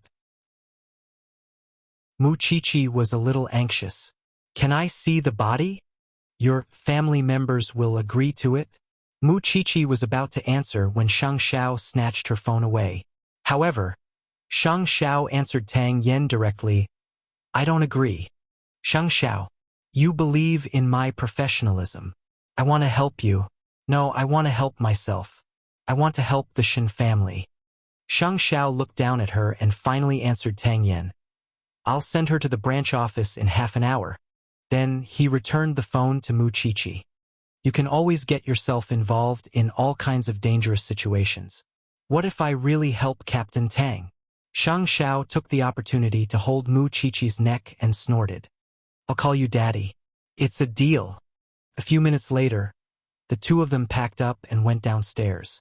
For safety reasons, Shang Xiao did not let Su Che get off work. He even had to be their driver.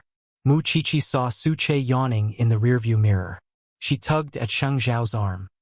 Xiao Xiao, have you been enslaving Su Che for too long every day? Shang Xiao glanced at the back of Su Che's head and said lightly, I'll give you a day off tomorrow. Have a good rest.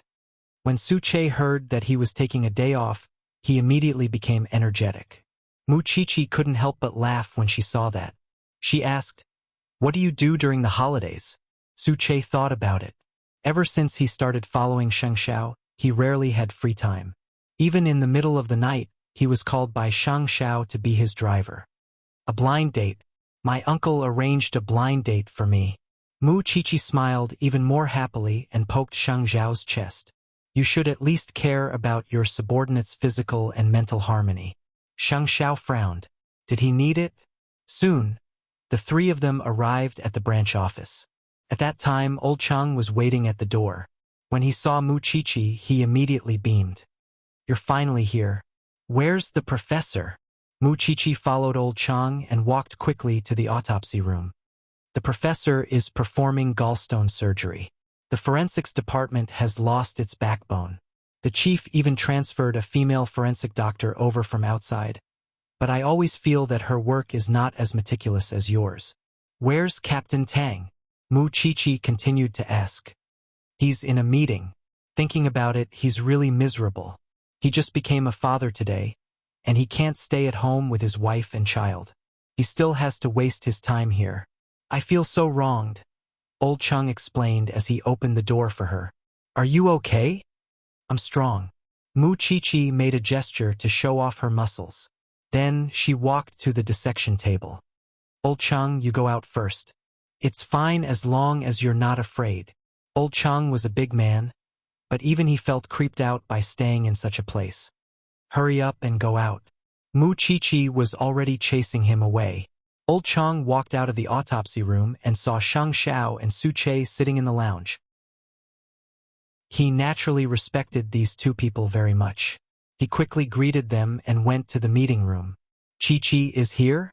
Tang Yen asked as he flipped through the information. Yes. She chased me out the moment she arrived. Old Chung shrugged. Tang Yen lowered his head again and muttered, I hope she can give me something different and open up my mind. She definitely can.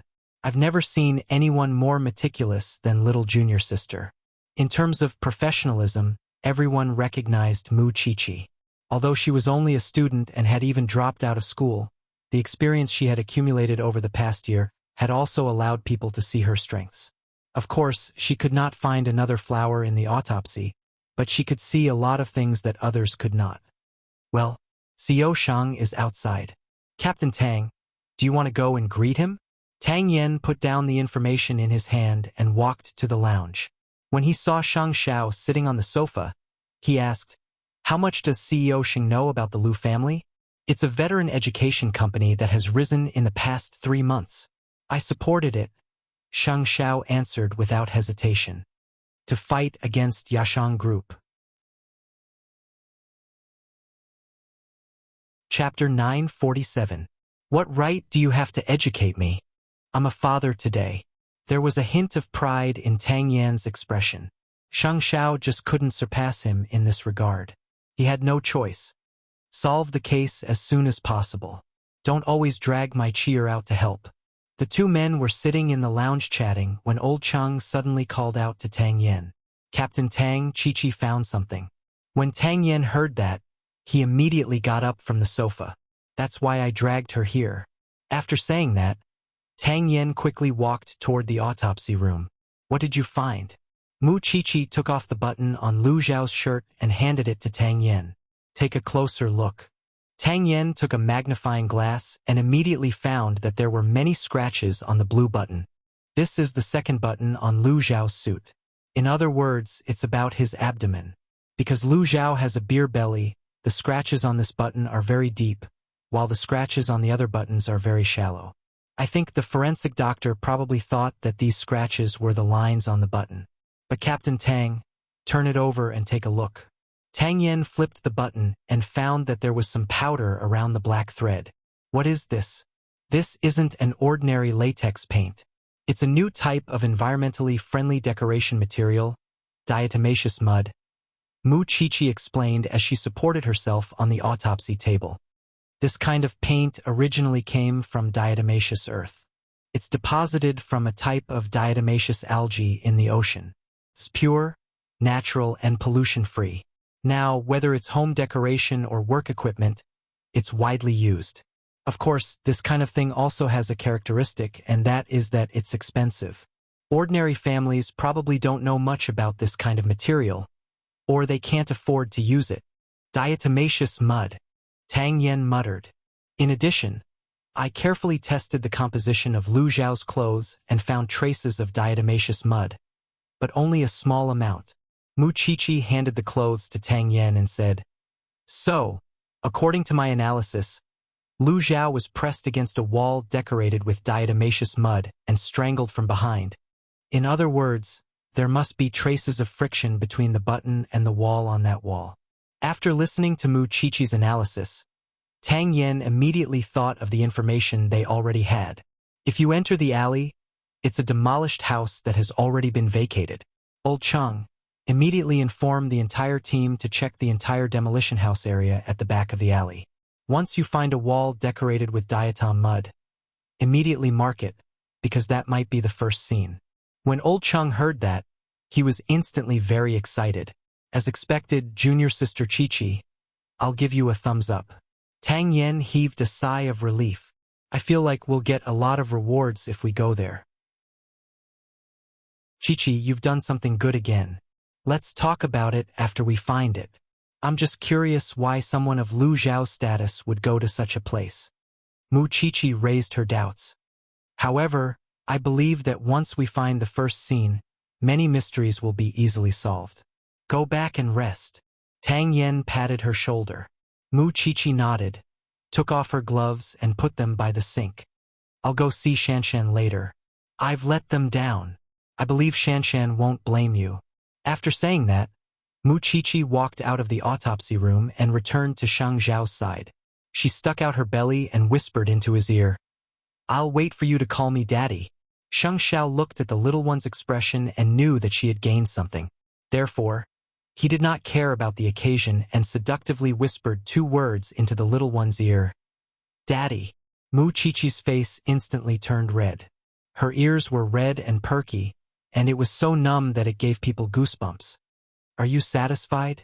Mu Chi-Chi was afraid that others would see her blush, so she quickly grabbed Xing Zhao's hand and said, Let's go. Send me to the hospital.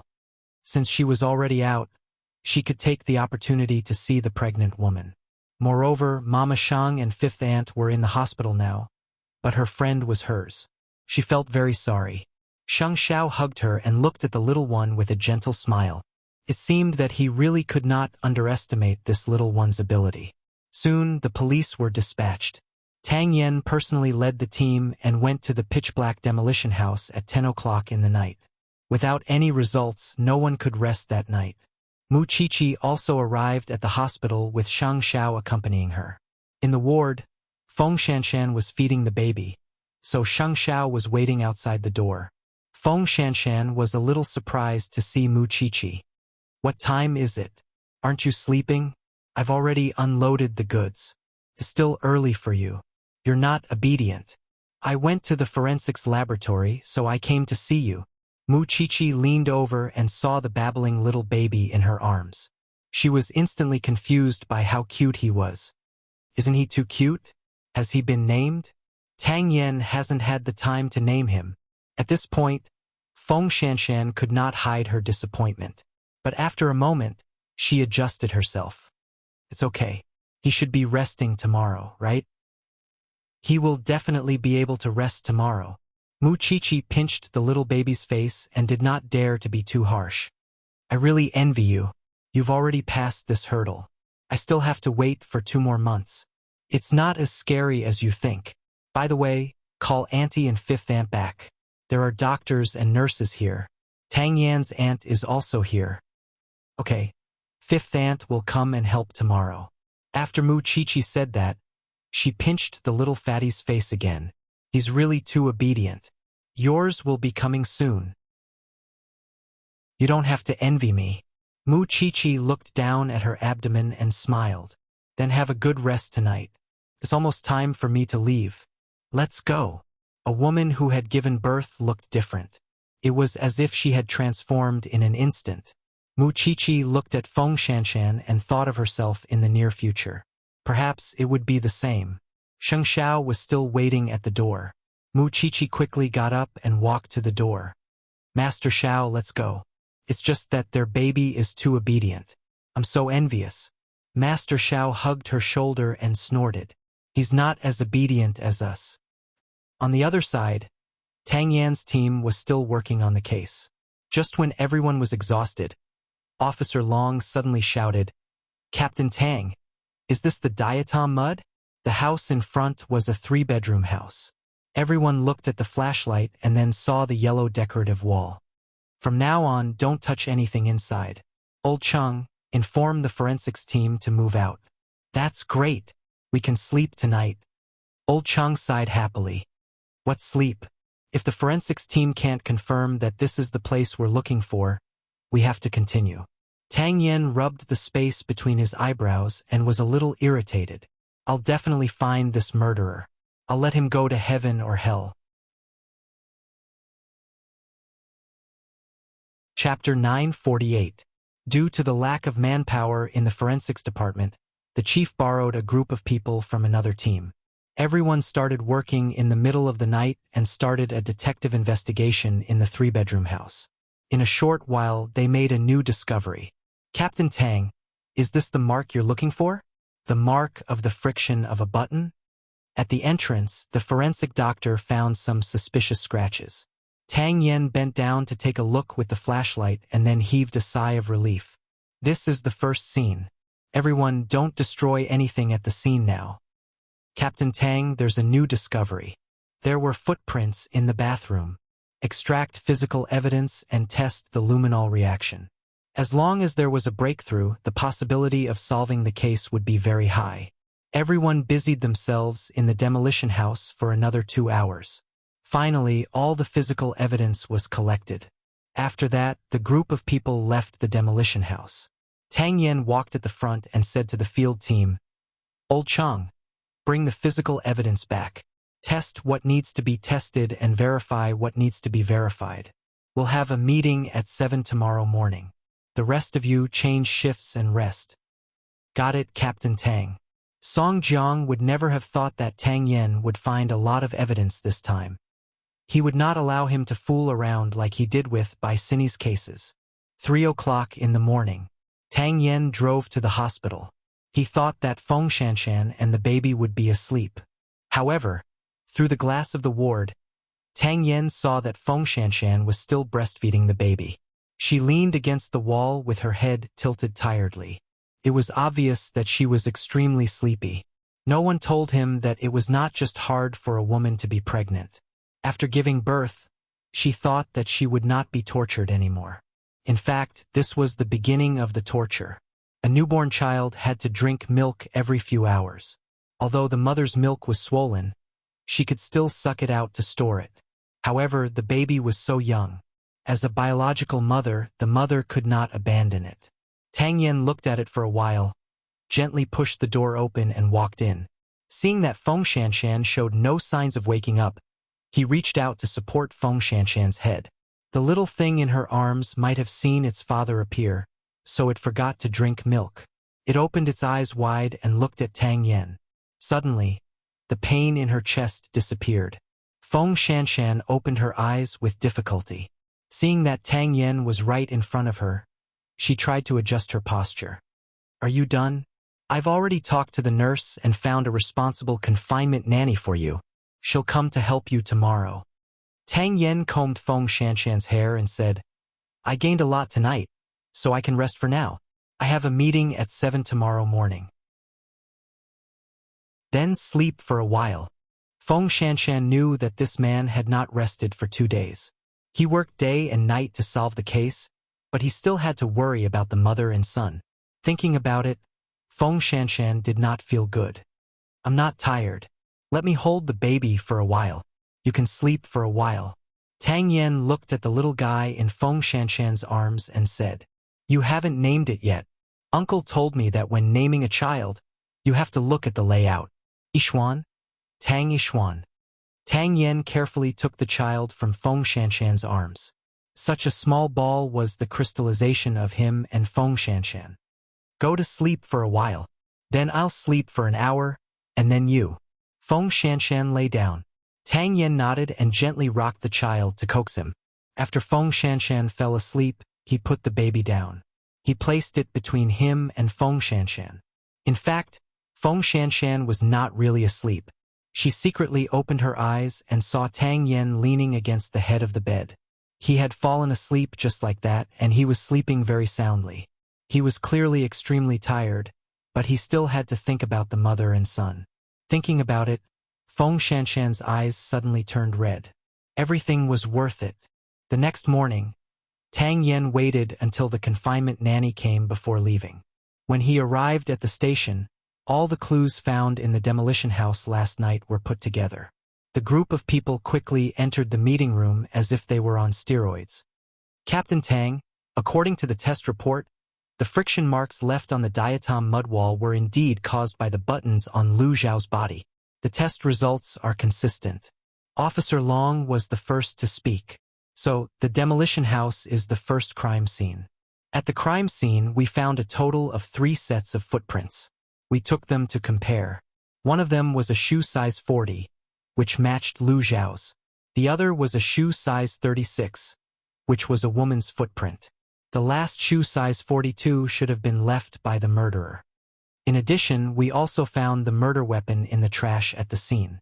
It was a man's belt with the deceased's fingerprints on it. The most important thing is this." Old Chang took out an evidence bag and handed it to Tang Yen.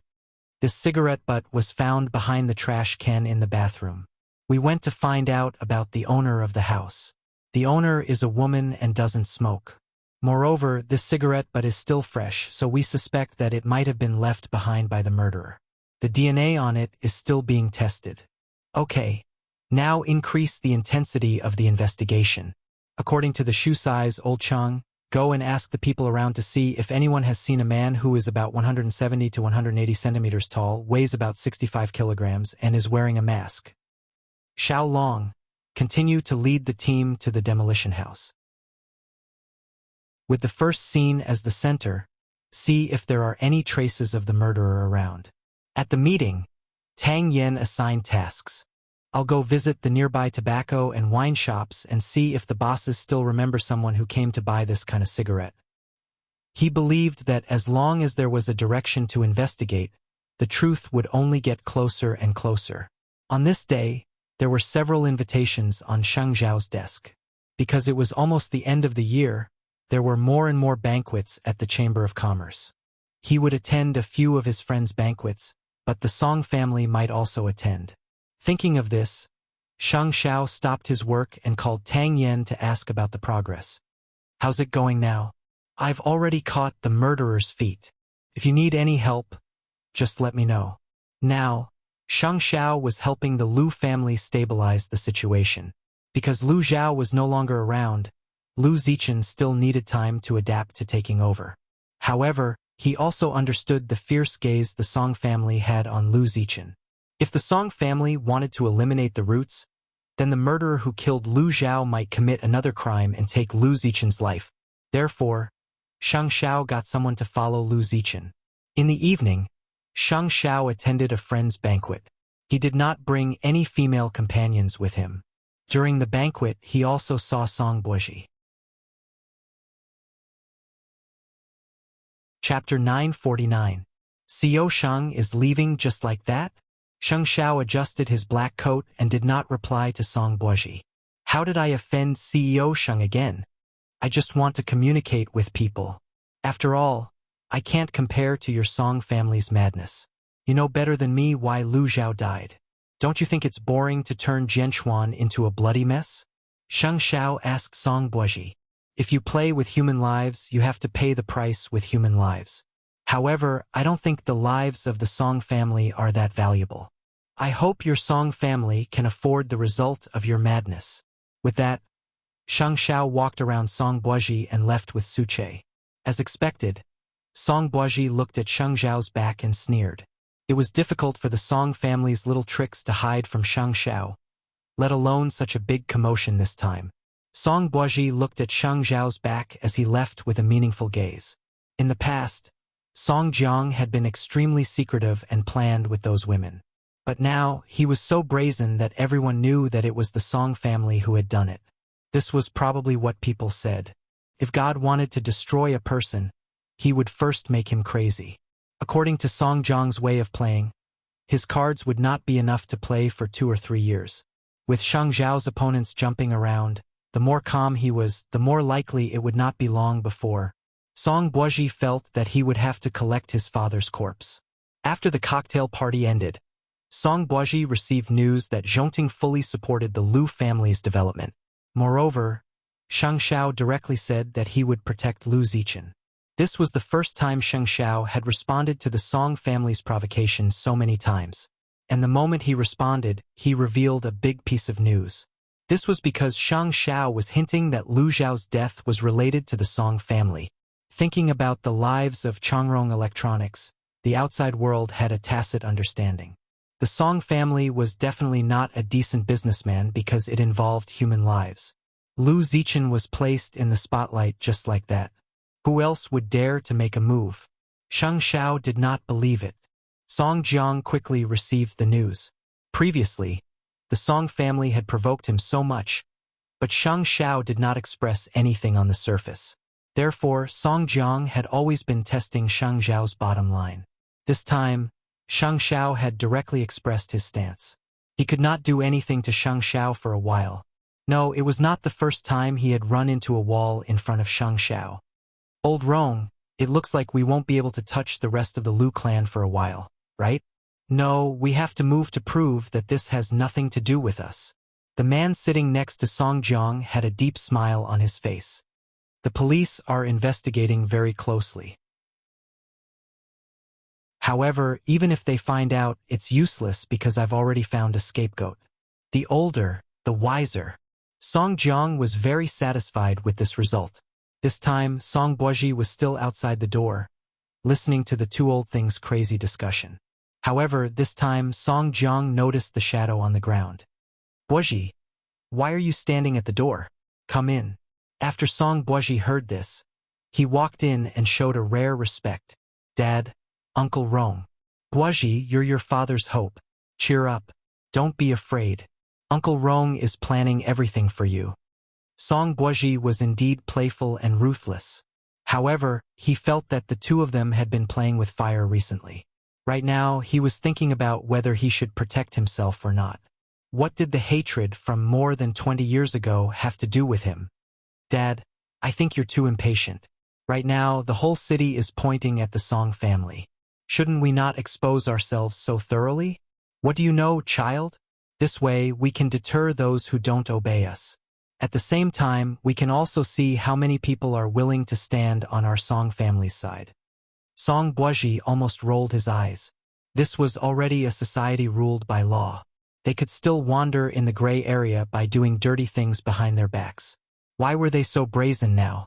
No wonder the Song family was about to be wiped out 25 years ago. Child, with your Uncle Rong here, just wait for the show. Since the two of them were so stubborn, he wouldn't be the lobbyist.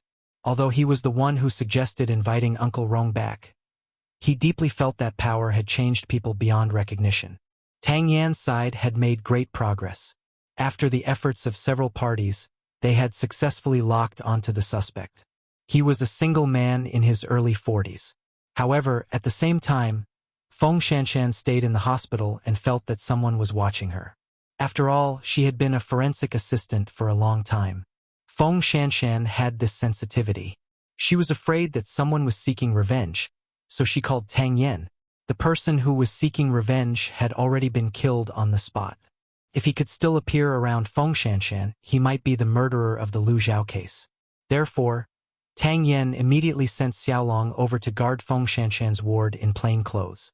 After Xiaolong was in place, Feng Shanshan was relieved and took care of the baby in peace. This was a hospital and people came and went. Even at night, there were many doctors and nurses. She was rarely alone. If this person was here to seek revenge on Tang Yan, then it would be even better. At least, this person would not stab Tang Yan when he was handling the case. Xiaolong could tell that Feng Shanshan was very brave. As the wife of a police officer, she was very conscious. At night, Tang Yan went to take over Xiaolong's shift. When he saw his wife and child, he hugged them tightly. "I will do my best to protect you and your child." "I'm not afraid," Feng Shanshan replied. Feng Shanshan replied, "I've long been prepared to face danger when I'm with you. But you know that I don't like to be threatened. So, when the time comes, no matter what choice I make, you have to believe me. Of course, I hope that I'll never meet such a day. We'll go home tomorrow." Tang Yan kissed Feng Shanshan's forehead. "I'll be more at ease with you at home." "Got it. Go and do your work. You really don't have to worry about me." Tang Yan glanced at Feng Shanshan and kissed his son's head. Then, he told the confinement nanny to take good care of Feng Shanshan. After leaving the hospital, Tang Yan went straight to the hospital's surveillance cameras. He wanted to confirm if the murderer had really appeared around the hospital. However, he did not expect to find the man wearing a mask in the hospital's surveillance cameras. When Xiaolong saw it, he was so scared that he broke out in a cold sweat. To think that junior sister Shanshan was so calm. Is the murderer here to show off? Is he really not afraid of being caught? Because of Xiaolong's words, Tang Yan suddenly frowned. Throwing the body in the van was a provocative act in itself. Now that the murderer had openly appeared here, other than provocation, there was another possibility. It was to divert the police's attention. Chapter 950. That woman with size 36 shoes. She was the real murderer, and everything else was set up by someone. In addition to diverting the police's attention, it was also to stall for time. This way, the murderer could achieve his goal of toying with the police. "Xiaolong, continue to guard here and protect Shanshan. I'll go back to the station first." Tang Yan suddenly turned to Xiaolong. "But Captain Tang, I'm afraid I can't protect junior sister Shanshan. You just need to make sure that strangers can't get close to the ward. Pretend that you don't know that the suspect is around." After Tang Yan said that, he patted Xiaolong's shoulder. "I'll go find the real murderer." "Captain Tang, are you saying that this man isn't the real murderer?" Tang Yan did not say anything and left the hospital as fast as he could. When he returned to the station, he called Mu Chi-Chi. "Chi-Chi, I have something very important to ask you now. How tall is Lu Zhao?" "About 170 centimeters. But the strangulation marks on his neck are slanted from the center of his neck to both sides. What does this mean?" "The murderer isn't as tall as the deceased," Mu Chi-Chi answered seriously. "But we can't rule out the possibility that the murderer might have set up a trap because such an injury is easy to fake. At the first scene, we also found a set of footprints of a woman. She was between 145 and 160 centimeters tall." Tang Yan explained the reason for his question. After Mu Chi-Chi heard this, she quickly continued, "Lu Zhao is a man. Although he's already middle-aged, he's still healthy. To strangle him to death without any struggle, we didn't consider a woman, but we can't rule out the possibility that the woman is a fitness enthusiast, or that she knows boxing and fighting skills." My suggestion is, Captain Tang, you can go to the scene again. With a new perspective, you will definitely gain a lot. Of course, if you can bring me along, that would be even better. When Tang Yen heard her last sentence, he rejected it without thinking. Your family will never agree this time. Mu Qiqi put down her phone and secretly looked at Shang Xiao, who was sitting at the side reading documents. He was serious and had no intention of looking at her at all. He was busy. Xiao Xiao. Captain Tang has something to tell you. Mu Qiqi took the opportunity to throw the problem to Tang Yen. Shang Xiao looked up at Mu Qiqi. Instead of answering the call, he asked her directly, "Do you think I'm deaf? I heard everything you said just now." Mu Qiqi was stunned for a moment. She felt that she was really stupid when she was pregnant. There are new developments in the case. You also want to solve Lu Zhao's case as soon as possible, right? You're 8 months pregnant. With you and Captain Tang here, Mu Qiqi said seriously, "It's not that I have to work on this case, but I want to contribute. The Song family is now attacking the people around us. Soon it will be our turn." Shang Xiao put down the document, crossed his legs and looked at her. After a few seconds of silence, he reached out to Mu Qiqi. "Give me your phone." Mu Qiqi obediently handed the phone over. Shang Xiao got up and walked to the window to talk to Tang Yen for a while. Then, he returned to his seat and returned the phone to Mu Qiqi. "Don't force yourself." "Never." Mu Qiqi raised her hand and swore. However, Shang Xiao did not believe her at all. "It's really useless to see you swear." Even so, Shang Xiao still brought Mu Qiqi, who was wrapped tightly, out the door. On the way, Mu Qiqi looked at Shang Xiao's side profile. His eyes flickered in the mottled light. "Although you didn't say anything, I know that you've taken responsibility for Lu Zhao's death. In your heart, you want to catch this murderer as soon as possible and give the Lu family justice more than anyone else. Your public statement in support of the Lu family is the best evidence." "Xiao Xiao, I don't have to put myself in danger. I just feel that I can really help with this matter. That's why I asked you to bring me out. This is my domain. Let me protect you. Is that okay?" After hearing Mu Qiqi's words, Shang Xiao suddenly laughed. "Then you have to protect me, you little thing who doesn't know the immensity of heaven and earth." "Humph, you're looking down on me." Regardless of whether Mu Qiqi had the ability to do so or not, Shang Xiao felt that the fact that she could say such words had convinced him. Soon, the three of them gathered at the scene of the murder. As they were in a demolition building, there was no electricity, so Tang Yen prepared a flashlight for the two of them. "It's very messy here.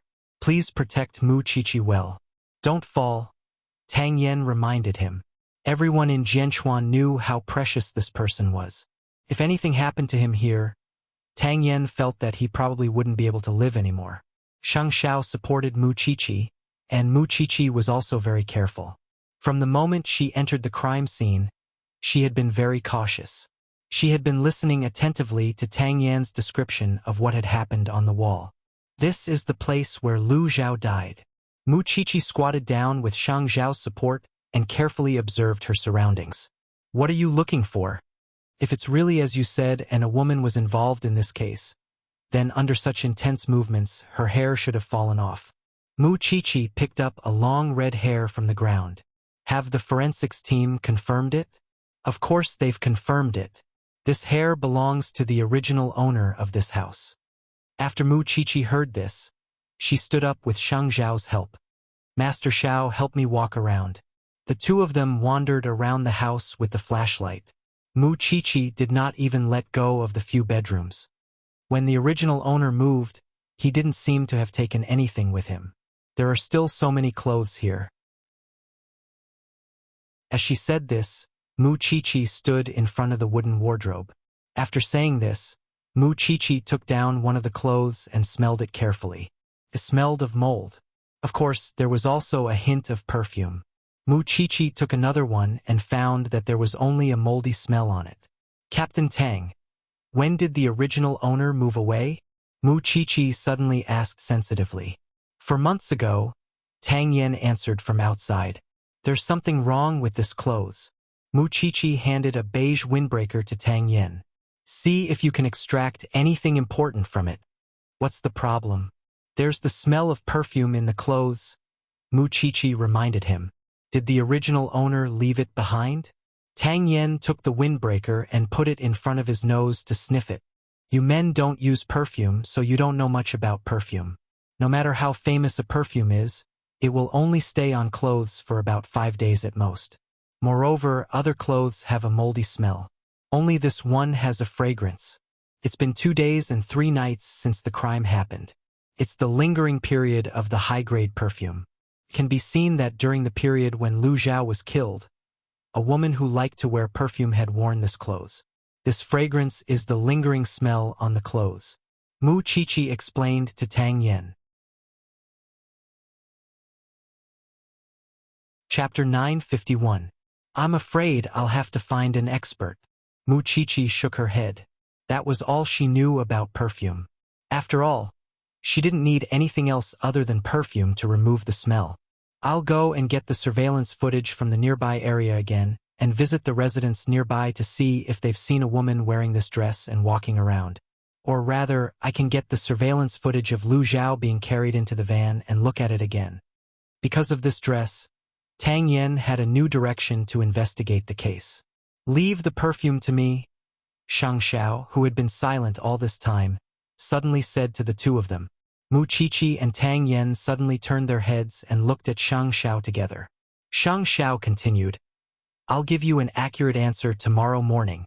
Then I'll have to trouble you, CEO Shang.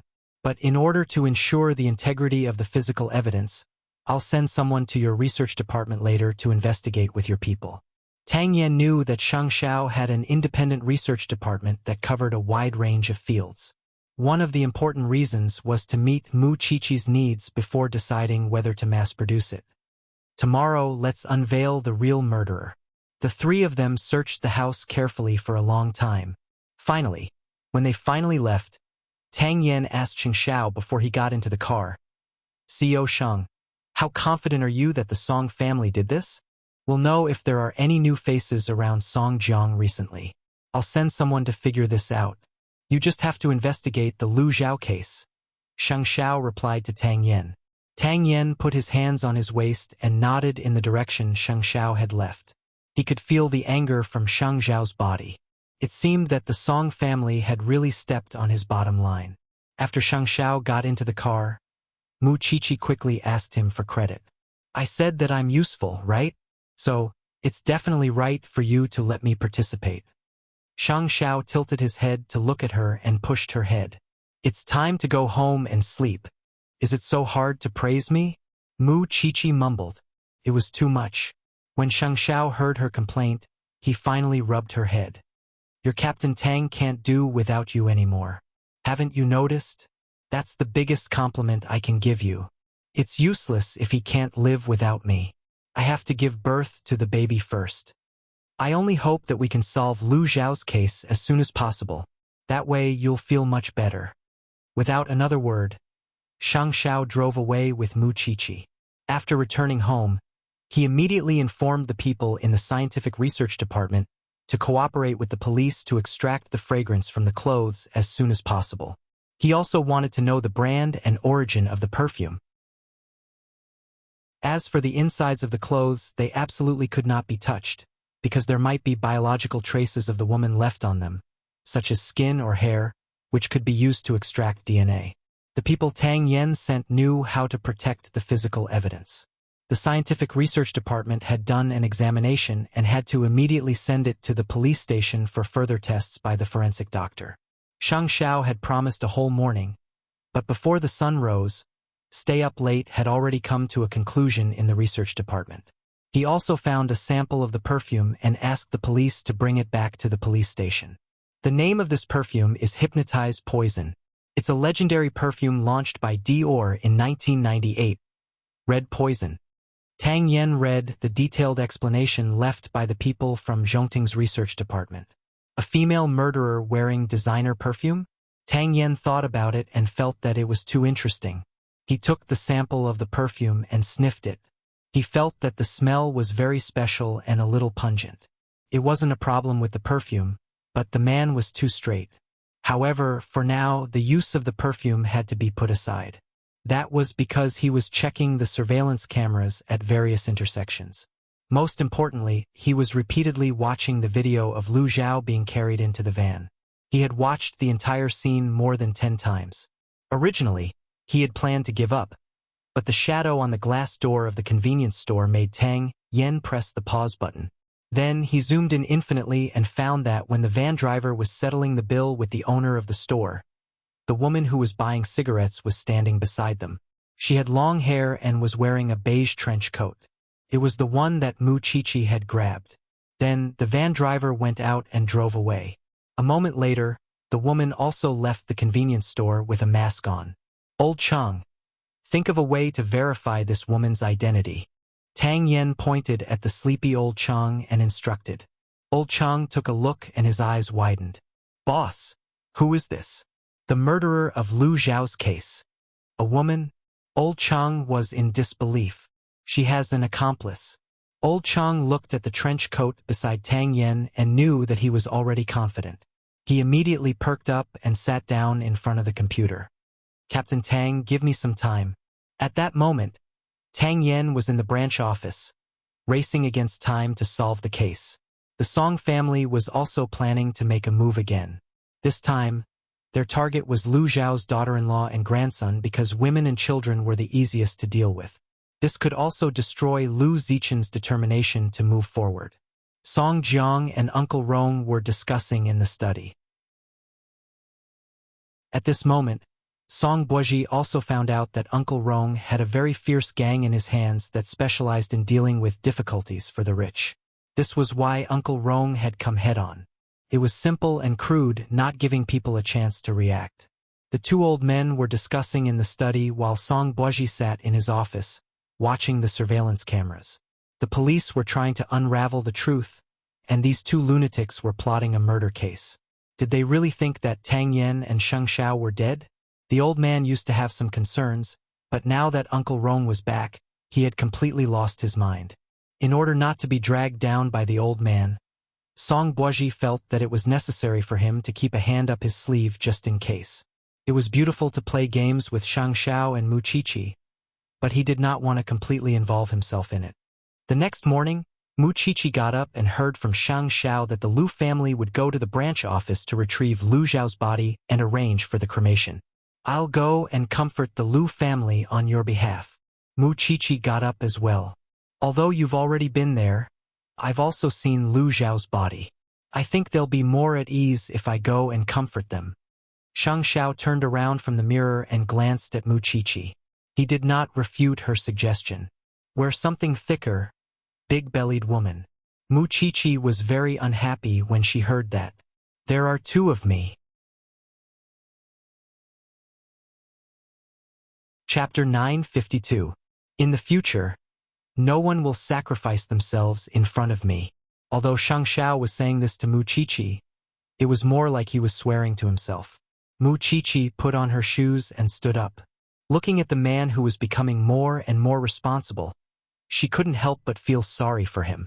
It's the Shin family that implicated you. If I was afraid that you would be implicated, I wouldn't have accepted your secret love. You're bringing this up again. Mu Chichi quickly covered her face. Can't you leave me some face? Shang Xiao stood up and curled his lips. His tall figure had become even taller and more burly because of his responsibility. He looked more mature and reliable. Let's go. After breakfast, it was 8:15 on Old Cheng's side. It took him an hour to finally find some clues. Captain Tang, do you think it's this woman? Her name is Shun Mei, a Singaporean. She was imprisoned for 7 years for theft and intentional assault. She was released from prison last year and disappeared. I don't know who she's working for now. Tang Yen finally saw the woman's face. What a thin and beautiful woman. If she was acting with another man and lured Lu Zhao to the demolition building, then no one would suspect that such a weak-looking woman was actually a murderer. Did you extract anything valuable from the clothes? Tang Yen asked as he flipped through the information. There are the deceased's fingerprints and hair that doesn't belong to the original owner of the clothes. In other words, Shun Mei had strangled Lu Zhao to death in this clothes. Should I apply to summon her for questioning? We can't alert the enemy. Tang Yen shook his head. If you don't have conclusive evidence, it's impossible for a repeat offender like Shin Mei to admit to it. You have to know how strong that kind of person's mentality is. Then what should we do now? Old Chang scratched his head and asked, are we going to let her continue to get away with it? Just as Tang Yen was thinking about it carefully, thinking that he should hold a meeting to plan the next step, a subordinate at the door came to report that the Lu family had come to collect the body. At the same time, Mu Chichi also came. Captain Tang, let me do the work of comforting the Lu family. Mu Chichi was wearing a brown windbreaker and had a round belly. She walked in front of Tang Yen and said, go ahead. Tang Yen nodded. No one was more suitable than Mu Chichi for this matter. A moment later, Mu Chichi, wearing sterile clothes and white gloves, led the Lu family to the morgue. This was also the first time Mu Chichi met Lu Zichen. He was not tall, but he was very handsome. His face was full of grief. It was obvious that he respected his father a lot. Mr. Lu, I'm very sorry about your father's death, but I believe that with the police's efforts, they will definitely give your Lu family an explanation. Lu Zichen and his wife bowed to Mu Chichi. He knew who Mu Chichi was. On behalf of my parents, I would like to express my gratitude to you. This is your father's relic, the button on his suit. Because it's an important piece of evidence, we can't return it to you. Lu Zichen's eyes lit up when he heard the word, material evidence. He asked, do you have any clues about the murderer? Just go back and bury your father. Those who killed him don't even think about escaping. Mu Chichi encouraged him seriously. Also, your wife doesn't look well. You're the pillar of the Lu family now. You must take good care of your family's safety. Thank you, Mrs. Shang. If my father is in heaven and knows that he can still meet so many good people after he leaves, he will definitely be very pleased. Mu Chichi smiled at him, but just as the two of them turned around, Mu Chichi suddenly smelled a familiar scent. She quickly called out to Lu Zichen, wait a minute, please wait a moment. Lu Zichen turned around with his wife and saw Mu Chichi chasing after them. She asked Lu Zichen's wife, Mrs. Lu, do you wear perfume? Mrs. Lu shook her head in confusion. After having a child, I almost don't wear perfume. What's wrong? Did you see a woman this morning? When I sent my child to school, I did meet a woman at the school gate. At that time, my son fell down, and she kindly helped him up. She also told me that she was a new teacher at the kindergarten. Mrs. Lu recalled carefully and sniffed her body. There's the smell of perfume? Then can you call the kindergarten right now to confirm your son's safety? Also, get someone reliable to bring your son back. You must be quick, Mu Chichi said anxiously. The murderer's next target was not Lu Zichen, but Lu Zichen's wife and child. After hearing Mu Chichi's words, Lu Zichen immediately guessed what was going on. He immediately said to Mu Chichi, my wife and I will go pick him up right away. Don't worry, I'm just guessing. Don't alert the kindergarten first. Instead, the other party will notice and take action in advance. I'll go look for Captain Tang now to discuss a solution. No need. I heard everything, Tang Yen said from behind Mu Chichi. I'll lead the team over now, but Mr. and Mrs. Lu, it's best for you to stay at the police station. Don't go anywhere and wait for our news. That was the effect of perfume. Chichi, you stay here too. Mu Chichi instantly understood Tang Yan's intentions and nodded. Don't worry, we'll wait for your news. I hope this is a false alarm. Can you take me there? I want to see my son. Mrs. Lu took a step forward excitedly. However, Mu Chichi stopped her. Believe me, Mrs. Lu, they want to save your child just like you. If you go with them, you might become one of the murderer's targets. At that time, not only will the police have to save your son, but they will also have to take care of you. The gains won't make up for the losses. I'm also going to be a mother soon. I understand your feelings, but at this time you must think of the child. After Mrs. Lu heard this, she hugged her husband and cried. Lu Zichen immediately comforted her. I believe in the police. You believe with me, okay? When Tang Yen saw this, he immediately led the team and set off. It seemed that the Song family did not intend to stop. Then, Tang Yen called Sheng Xiao and borrowed a person. In terms of strength, he was above Su Che, but in terms of agility, no one could compare to Su Che. Moreover, that kindergarten was very close to Zhongting. Tang Yen hoped that Su Che could go over and save them first. At this moment, Song Jiang might not know that the identities of the two generals in Uncle Rong's hands had been exposed, and they would be exposed even more next. Chapter 953. Soon, the principal of the kindergarten was also notified and immediately made a phone call to confirm whether the children of the Liu family were staying in the class. However, after confirming, the teacher found that the Liu family's child was not in his seat. The principal immediately went out to verify, but he heard from the form teacher that the child had drunk too much water and wanted to go to the bathroom. So the new teacher had already sent him over. "How long has it been?" 20 minutes. The form teacher said after looking at his watch. "He hasn't come back in 20 minutes. Don't you know to go and take a look?" The principal panicked and quickly brought his assistant to the bathroom to look for the child. However, there was no trace of the child in the bathroom of the entire building. Seeing this, the principal immediately asked someone to check the surveillance footage. Other than the school bus leaving, there were no other suspicious traces. With this situation, the principal immediately replied to the police that the child might have been kidnapped on the school bus. Tang Yen immediately asked the principal to give him the license plate number of the school bus and sent someone to the transportation department to assist in the investigation. As for Su Che, he still followed the plan and went to the school.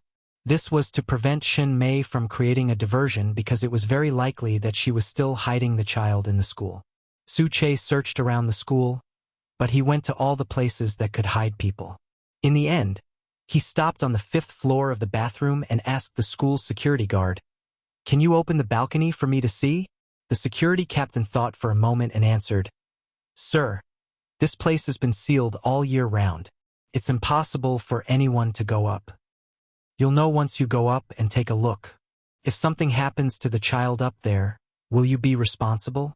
Of course, the security guard did not dare to take responsibility. He quickly took out the key and opened the door to the rooftop on the 5th floor. Other than a locked storeroom, it was empty. There was nothing else. The security guard heaved a sigh of relief when he saw this. "Look, I told you there won't be a problem, right?" But at this moment, a child's moan came from the storeroom.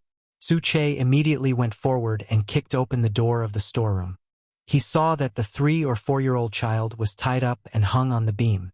If he hadn't come up, then no one would have known that the child had dried up here. Su Che took a big step forward and immediately put the child down. When the security guards saw this, they had nothing to say because they were very guilty. "This is your school's security? Are you all just decorations?" After shouting, Su Che carried the child and ran down from the balcony. The Song family's madness had reached the point where they didn't even let their children go. Su Che had never seen such a scene. Such a small child was hung from such a high place. How big of a shadow was this to him? He might be affected for the rest of his life. "Uncle, am I going to die?" the child asked quietly in Su Che's arms. Su Che stopped, squatted on the ground, and let the child sit on his legs. He replied, "You won't die, because Uncle is here to save you. Child, remember, in this world, the strongest people are soldiers. If you're afraid in the future, become a soldier, be a policeman, and catch bad guys, understand?" The child didn't seem to understand, but he nodded heavily. With that, Su Che carried the child and sent him to the infirmary. Originally, Su Che should have breathed a sigh of relief, but when he saw the female doctor holding the equipment and wearing a mask, he felt very unnatural. Would a doctor be nervous to the point of trembling when seeing a patient? Then, the nurse came out and closed the door. But at this critical moment, Su Che rushed in and grabbed the doctor's hand. "You're the murderer, aren't you?" The female doctor started to dodge, and the nurse looked at her face carefully. "You're not Dr. Gao?" The woman struggled to escape, but she fell into Su Che's hands. Unless she was a dead person, no one could escape his shackles. Soon, old Chang and the others caught up to the school bus. They thought that since Xun Mei was caught at school, there should be no problem on the school bus. However, old Chang recognized the driver of the school bus. That was Xun Mei's accomplice. This time, old Chang didn't give people the chance to crush his intestines like before in J-City. He took out a gun and pointed it at the back of the man's head. After the man surrendered, he pressed him against the steering wheel and handcuffed him. You won't even let a child go. Let's see where you two thieves can run this time. After an entire morning's operation, with Su Che's help, Tang Yen successfully rescued the child and caught Xun Mei and her accomplice. When Mu Qiqi received the call, she couldn't help but smile as if a heavy burden had been lifted. The child is fine. The doctor has also seen him. It's not a big deal. Captain Tang and the others will bring him to you in a while. In the future, you have to care about him more. Don't let him leave any shadows. When Mrs. Liu heard this, she immediately squatted on the ground and heaved a sigh of relief. Thank God. On the other hand, Lu Zichen thanked Mu Qiqi several times as well. What are you thanking me for? This is what we should do. After a long hour, the child was brought back to the police station. Along with him, 2 suspects were brought back. Tang Yen returned the child to the Lu couple and instructed old Chang to keep an eye on the 2 suspects in the interrogation room. When Mrs. Liu saw the child, tears welled up in her eyes. Baby, let Mom take a good look at you. Are you okay? The child leaned into his mother's arms and shook his head. Uncle is so amazing. Uncle saved me. The child pointed at Su Che, who was standing at the door. It's good that you're fine. It's good that you're fine. The family of 3 hugged each other. Mu Qiqi stood at the side and understood the feeling of regaining something that had been lost. Seeing this scene, she was very gratified. But at the same time, she also knew that Lu Zhao's case had to continue. So, she walked to Tang Yan's side and asked, Captain Tang, when do you plan to interrogate these 2? Wait for the results of that strand of hair. Tang Yan replied with his arms crossed. Otherwise, there's no conclusive evidence to prove that Lu Zhao's death is related to her. During the interrogation, can I participate? Tang Yan looked at Mu Qiqi and then at her bulging abdomen. Go back and rest. You've done everything you can. Leave the rest to us. I'm afraid that these 2 won't admit to being instigated behind the scenes. Chapter 954. I have already asked someone to take Xun Mei's hair and compare it with the one found on the clothes. Yes, we will have the answer soon. Let's go back. Su Che was also rushing her. Madam, Chief Sheng asked me to take you home. Mu Qiqi looked at the 3 members of the Lu family and nodded. Got it. I'll pack up and go back now. Don't worry about Shanshan. My mommy and 5th aunt will help. Thank you. I will hurry up and solve the case as soon as possible. The people Mu Qiqi hated the most were those who touched the old, women, and children, and the Song family did all of them. Therefore, no matter what others thought or planned, as long as Tang Yen could use her, she would help the police and the Song family settle the score at all costs. After Mu Qiqi left, Tang Yen asked the police to block the news in case the Song family came to cause trouble. Before he could get any solid evidence, he wanted to see what he could dig out from these 2 people's mouths. Then, the 3 members of the Lu family also said goodbye to Tang Yen. Captain Tang, thank you so much for today. Lu Zichen protected his wife and daughter. If it wasn't for the police's timely rescue, I'm afraid my son would have been dead. The person you should thank is Qiqi. She was pregnant last night and found the smell of perfume at the murder scene. Today, she came to send your father off. Otherwise, we wouldn't have found out that the murderer's target was your son, Tang Yen said honestly. Jianchuan has been very chaotic recently. Be careful. We know. We'll leave my father to you. Lu Zichen's family of 3 bowed to Tang Yen. It's my job. Don't worry. After that, Tang Yen sent someone to send the Lu family away. However, just as Lu Zichen walked out of the police station with his wife and children, he saw Su Che waiting at the door. President Liu, our President Shang wants to see you. I wonder if it's convenient? Lu Zichen looked at Mu Qiqi in the car and nodded. I'll follow behind you. Now that Shang Xiao wanted to meet the Lu family, he would not avoid it at all. Anyway, Shang Xiao had already expressed his full support for the Lu family. This was also to prevent the Song family from continuing to target the Lu family. Soon, Su Che brought Mu Qiqi and the Lu family to Zhongting's office. The first thing Shang Xiao did when he rose from his desk was to hug Mu Qiqi and arrange for Lu Zichen's family to be seated. Chief Shang, what are your orders? You are not my subordinate, so our relationship is one of cooperation. After Shang Xiao finished speaking, he asked his secretary to place the drafted contract in front of Lu Zichen. This is the letter of intent for the cooperation between Zhongting and the Lu Corporation. As long as the Lu Corporation's board of directors recognizes your identity, Zhongting will invest a large amount of money to support the Lu Corporation's education. There are detailed amounts in it. Take a look first. Lu Zichen took the contract from his secretary in disbelief. Chief Shang, if you're afraid, you can back out of this matter. I'll arrange a safe place for your family of 3. Shang Xiao even arranged a second option for Lu Zichen.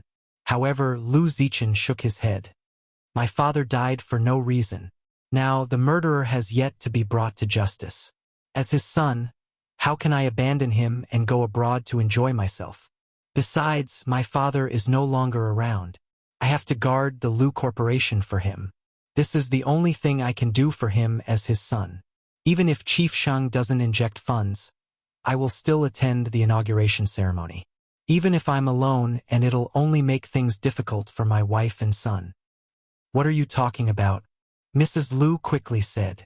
I support you. After listening to the couple's words, Shang Xiao curled his lips and looked satisfied. Since you're going to do it, of course you have to do it to the best of your ability. With your current situation, you can't take care of both inside and outside. Whether you can stabilize the board of directors will depend on your ability. As for the external part, Zhongting will take care of it.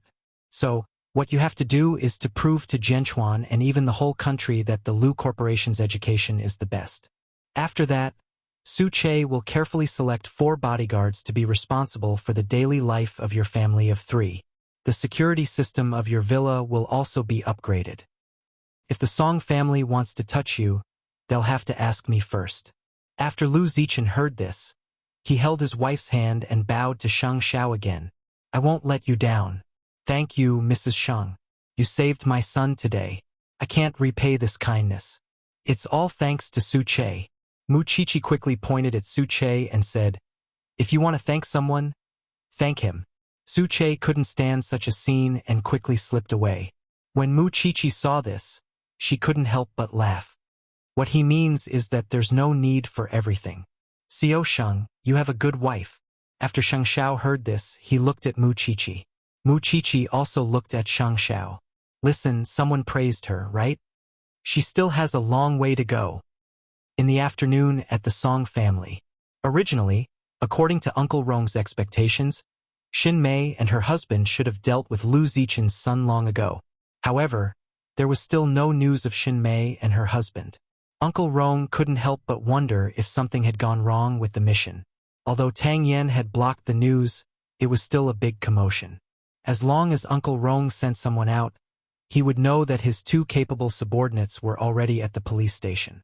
Arresting a man was within Uncle Rong's expectations. After all, he was there to make Xin Mei a scapegoat. But why? Xin Mei would be exposed? What went wrong? Lu Zhao's case was all about a man. How did someone know that a woman was involved?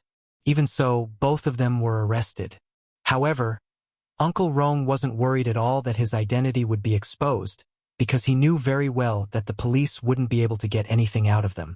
However, losing 2 people just like that made him very uncomfortable. No, it should be said that he was angry. He wanted to find out who had found out about Xin Mei. Soon, the news that Zhongting was going to support the Lu Corporation was spread by the media in Zhenchuan. At this critical juncture, when those partners saw that Lu Zhao was dead, they all had plans to retreat. However, now that Zhongting had invested in them and their boss had spoken, These small fries naturally chose to firmly cling onto the Lu Corporation's thigh. When Song Boji received the news, he immediately laughed. This was the result of Uncle Rong making a move. Shang Xiao was a person who didn't like others to provoke him. Now that Yashang Group had bullied them to such an extent, as long as he moved his fingers and supported the Lu Corporation, Yashang Group would not have an easy time for the next few years. Chapter 955. What are you saying? Song Jiang was so angry that he was almost confused. Because of your radicalism, Shang Xiao has already openly invested in Yashang Group. Do you know the consequences of his intervention? Yashang Group is a foreign company to begin with. It has already taken a lot of effort to compete with local companies. Now that Zhongting has intervened, they have everything now. What can Yashang Group use to compete? Or are you still very confident in our foreign financial industry? After hearing Song Boji's call, Song Jiang was so angry that he almost smashed his phone. Shang Xiao, it's Shang Xiao again. He has the final say here. It doesn't matter if you admit it or not. This is the truth. If you want Yashang Group to have a harder time, you can continue to take the riskiest path with Uncle Rong, but I won't accompany you. After hearing Song Boji's words, Song Jiang's eyes widened. You bastard! Don't you know why your father is doing this? You're still making sarcastic remarks. Yashang Group is facing so much pressure now. Now that Zhongting is helping the Lu Corporation crush them, I don't think you'll be able to play until Deputy City Mayor Liang is replaced. After saying that, Song Boji hung up the phone. Speaking of which, he seemed to be at fault too. Half a year ago, Uncle Rong was not like this. Who knew that he would become so fierce and ruthless? What about Song Jiang? His son hung up on him. Now that Yashang Group was still facing such a crisis, he only wanted to know what went wrong. Therefore, after returning home, he directly questioned Uncle Rong. Didn't we agree to leave everything to you? Won't there be a problem? But what's the result now? Uncle Rong was sitting in the living room drinking tea. When he heard Song Jiang's questioning, he lost his temper. My people are risking their lives for you. I haven't even said anything, but you're the one blaming them first. Old Song, we're in the same boat. Now that the boat is leaking, we can only think of repairing it. Internal strife won't work. My people have gone in, but you don't have to worry. They won't say anything. However, we have to think of a way to get rid of Shang Xiao. Otherwise, you won't be able to do anything in Jianchuan in the future. After hearing his old friend's words, Song Jiang calmed down and nodded. The success or failure of revenge depends on Shang Xiao alone. Without him, the Shin family, the Shang family, and even the Lu family are just ants in my hands. It's easy to crush them. Since you already know, let's take our time to think about it. After all, they knew very well that Shang Xiao was the core of everything. You stay at home and calm down. I'm going to inquire about a few things. Uncle Rong put down his teacup and prepared to go out. He had to find out who had found out about Xin Mei. In the Jianchuan branch office, Tang Yan was sitting in the interrogation room. Opposite him was a petite and beautiful woman. She was the famous Xin Mei. Why did you kidnap that child? Tang Yan's tone was still calm because he knew that he would have to waste a lot of time dealing with this cunning suspect. I just saw that the Lu family is rich, so I wanted to have a child. Shun Mei lowered her head and answered very calmly. Because she was caught red-handed kidnapping the child, she couldn't deny it. In addition, there was the child's confession and so on. Even if she wanted to refute, she didn't have the chance. Is that so? But you locked the child on the rooftop and didn't chase him away. Your intention was to kill him, not to take him away, right? I just wanted to wait for the limelight to pass before I took him away. Shun Mei answered smoothly. So, you want to extort money from the Lu family to ransom him? Yes. Xin Mei continued to nod. The one locked up next door is your companion? Tang Yan didn't continue to dwell on the child. Instead, he took the opportunity to change the topic. Yes. Then do you know that in Lu Zhao's case, he's a murder suspect? Tang Yan asked again. The surveillance footage shows that he moved Lu Zhao's body into the van. His DNA was also found in the cigarette butts found at the crime scene. Do you know about this? I don't know. Shun Mei denied it without thinking. She didn't panic at all. Tang Yen smiled when he saw how calm she was. You were only imprisoned last year.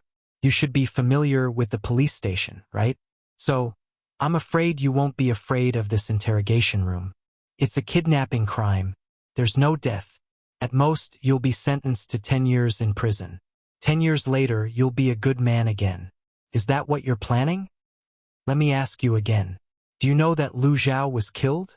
No matter how Tang Yen asked, Shun Mei was still a pool of stagnant water.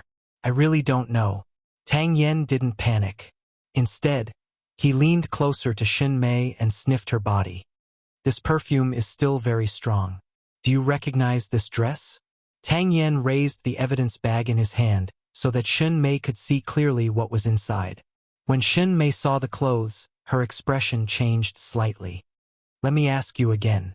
Do you know anything about Lu Zhao's case? Shun Mei raised her head and looked at Tang Yen. Her cunning expression made Tang Yen very impatient. I don't know. Shun Mei insisted that she didn't know. When the man next door brought Lu Zhao's body into the van, you were in the convenience store next door. You were wearing this and chatting with the boss and the van driver. Do you want me to show you more detailed surveillance footage?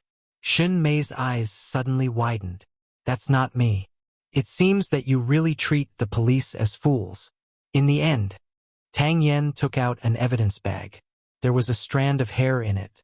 This strand of hair was taken from the trench coat. It matches your DNA. What else do you have to say? Shun Mei didn't say anything because from this moment on, she pretended to be mute. No matter how Tang Yen interrogated her, she just wouldn't admit it. With the evidence in my hands, you and the man next door can no longer stay out of this matter. Why are you suffering so much? Of course, I know that you're silent because you're waiting for your sugar daddy to come and save you. The reason why I'm still willing to sit here is because I want to know who your sugar daddy is. It depends on whether you speak first or the man next door. After saying that, Tang Yen stood up and said to his subordinate beside him, "Continue the interrogation." Got it, Captain Tang. Tang Yen knew that she wouldn't confess, so he had to think of a way to make either Shun Mei or the man reveal the mastermind behind it. Although everyone knew who it was, there was a lack of evidence. After leaving the interrogation room, Tang Yen called Old Chung over. Investigate Shun Mei's background. Everything, including what happened to her in prison for the past 7 years. I don't believe that I can't find a breakthrough.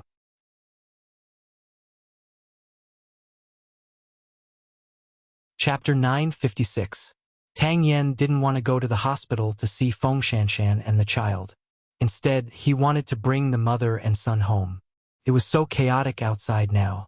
Who knew if the Song family would target the three of them again? Everything was fine with the first two people, but now they had a child. After experiencing so many twists and turns, he didn't want to put his wife and child in danger. Therefore, after arriving at the hospital, he helped Feng Shanshan pack her things. How's the case going? Feng Shanshan hugged their child and coaxed him while asking the man who was packing. It's almost over. Tang Yen carried the mother and son's belongings and placed them on the chair. Then he carefully took his son from Feng Shanshan's hands. Go pack up. We'll leave the hospital immediately. Okay. After lying in the hospital for a few days, Feng Shanshan had long been homesick. After this case is over, I'll stay at home and accompany you for a few days. Tang Yen coaxed his son and said gently to Feng Shanshan, I haven't changed his diaper yet, and I don't know how heavy he is. The child has been born for a few days, but I'm still out of it. Okay. Feng Shanshan smiled and nodded. After hearing Feng Shanshan's answer, Tang Yen freed one hand and wrapped it around Feng Shanshan's neck. He kissed her forehead gently. It's been hard on you these few days. Feng Shanshan shook her head again because she knew that although this man was out all day, he was worried about her and her son. After you're done with your confinement, we'll go and thank Fifth Aunt and Auntie Sheng. I'll listen to you. Feng Shanshan now had a husband and a son. She was very satisfied. The couple brought their son back to the house. On the other hand, Shang Xiao had been investigating the new people around Songjiang for the past few days. With the joint efforts of a few people, they finally had a good harvest. According to the information sent by Su Che, this person's surname was Feng, and he was known as Uncle Rong. He had been in the underworld for 20 years, and later, he cleared his career abroad. He was ruthless and merciless. This Uncle Rong and Song Jiang have been in cahoots abroad. I'm afraid Uncle Rong was the one who handled Lu Zhao's matter. The two of them have been best friends for many years. However, they aren't completely on the same page. Song Jiang's overall goal is revenge, but Uncle Rong is after money. Shang Xiao nodded and nodded. Is that person in Zhenchuan now? Shang Xiao asked even as he flipped through the information. Yes, I checked his itinerary. He's only been back in the country for a few days. In just a few days, Lu Zhao. Su Che nodded. One Song Jiang is already very uncomfortable. If there's another Uncle Rong, I'm afraid we'll also encounter a lot of difficulties, especially with the Lu family's matter this time. Zhongting stepped forward to block the disaster. I'm afraid those two people have long regarded you as a thorn in their side and will be happy to get rid of you. No matter what, I will always be an obstacle to them. Shang Xiao did not take that to heart. Next, investigate the relationship between Shen Mei and this Uncle Rong and see if we can find any clues between them. Shang Xiao put down the information and gave Su Che a task. Tomorrow is Lu Zichen's inauguration press conference. We have to attend. After what happened this morning, Lu Zichen's family is probably scared out of their wits. Next, you put in place the security. The family of three will naturally be safe and sound. Moreover, Song Jiang should now know that all the problems were with him, not with the Lu family. There was no other use in dealing with the Lu family other than consuming his own strength. Then, didn't the president take all the danger on himself? After Shang Xiao heard Su Che's words, he put down the pen in his hand and leaned back in his office chair. He revealed a smile. If these two really work together to deal with me, it'll save me a lot of effort. I'm just afraid that they'll put their minds where they shouldn't be. Su Che knew that the other place Shang Xiao was talking about was Mu Chichi. However, everyone knew how important Mu Chichi was to him. Moreover, she was pregnant. Compared to dealing with him, it was much easier. This time, the Lu family's suppression of the Yashang group will expose more shortcomings in the Song family's economy. It won't be long before Song Jiang can't sit still. Soon it was late at night. Mu Chichi was at home, anxiously waiting for the results of Shun Mei's interrogation. However, the two of them refused to say anything. Even in the face of the evidence, the two of them still showed extraordinary mental fortitude and did not say anything at all. When Shang Xiao returned home, he saw the pregnant woman who was 8 months pregnant. She did not behave at all, so he directly carried her and put her on the bed. From now on, if I don't see you on the bed when it's time to sleep, don't even think about helping me with anything the branch office wants. Mu Chichi leaned against the bed and pouted. I just want to know if Shen Mei confessed. You know very well in your heart that she won't confess. That's why you're walking around the room. Shang Xiao directly exposed her. These two people are well-trained. They already have a lot of experience in dealing with such things. If they don't make a ruthless move, they won't let go. Do you know the identity of the person behind them? Shang Xiao reached out and hugged Mu Chichi. He hoped that she would be a little more muddle-headed and stupid. You're pregnant now. You need to rest. Mu Chichi actually knew that she had indeed gone overboard during this period of time. Shang Xiao had fulfilled everything she wanted to do. She couldn't ask for anything more. I'm just afraid that Song Jiang will take an unconventional approach and hurt you. Your man isn't that easy to deal with. Shang Xiao let go of Mu Chichi's round body and pulled up the blanket for her. Go to sleep first. I'll be in the study. Mu Chichi took the opportunity to pull Shang Xiao back. It's been a long time since you told your daughter a bedtime story. Shang Xiao looked at her eyes that were sparkling like stars. So he nodded. Let me wash up first. I don't know why I'm so keen on bedtime stories. Because I can lean in your arms, listen to your voice, and feel your heartbeat. Just thinking about it makes me feel very happy. Shang Xiao chuckled and pinched Mu Qiqi's nose. Wait, ever since she found out that she was pregnant, she had been trapped for 8 months. She couldn't eat what she liked, couldn't play what she liked, and didn't even go shopping or go to any beautiful places. Other than her home, it was the forensics laboratory of the branch office. Sometimes, when he thought about it, he couldn't bear it. So, Shang Xiao quickly washed up and returned to the bed. He lay down beside Mu Qiqi and reached out to hug her. What do you want to hear today? Tell me something scary, Mu Qiqi said as she leaned into Shang Xiao's arms. Shang Xiao frowned and put down the fairy tale book in his hand. It seemed that he could only make it up. The winter night was really cold.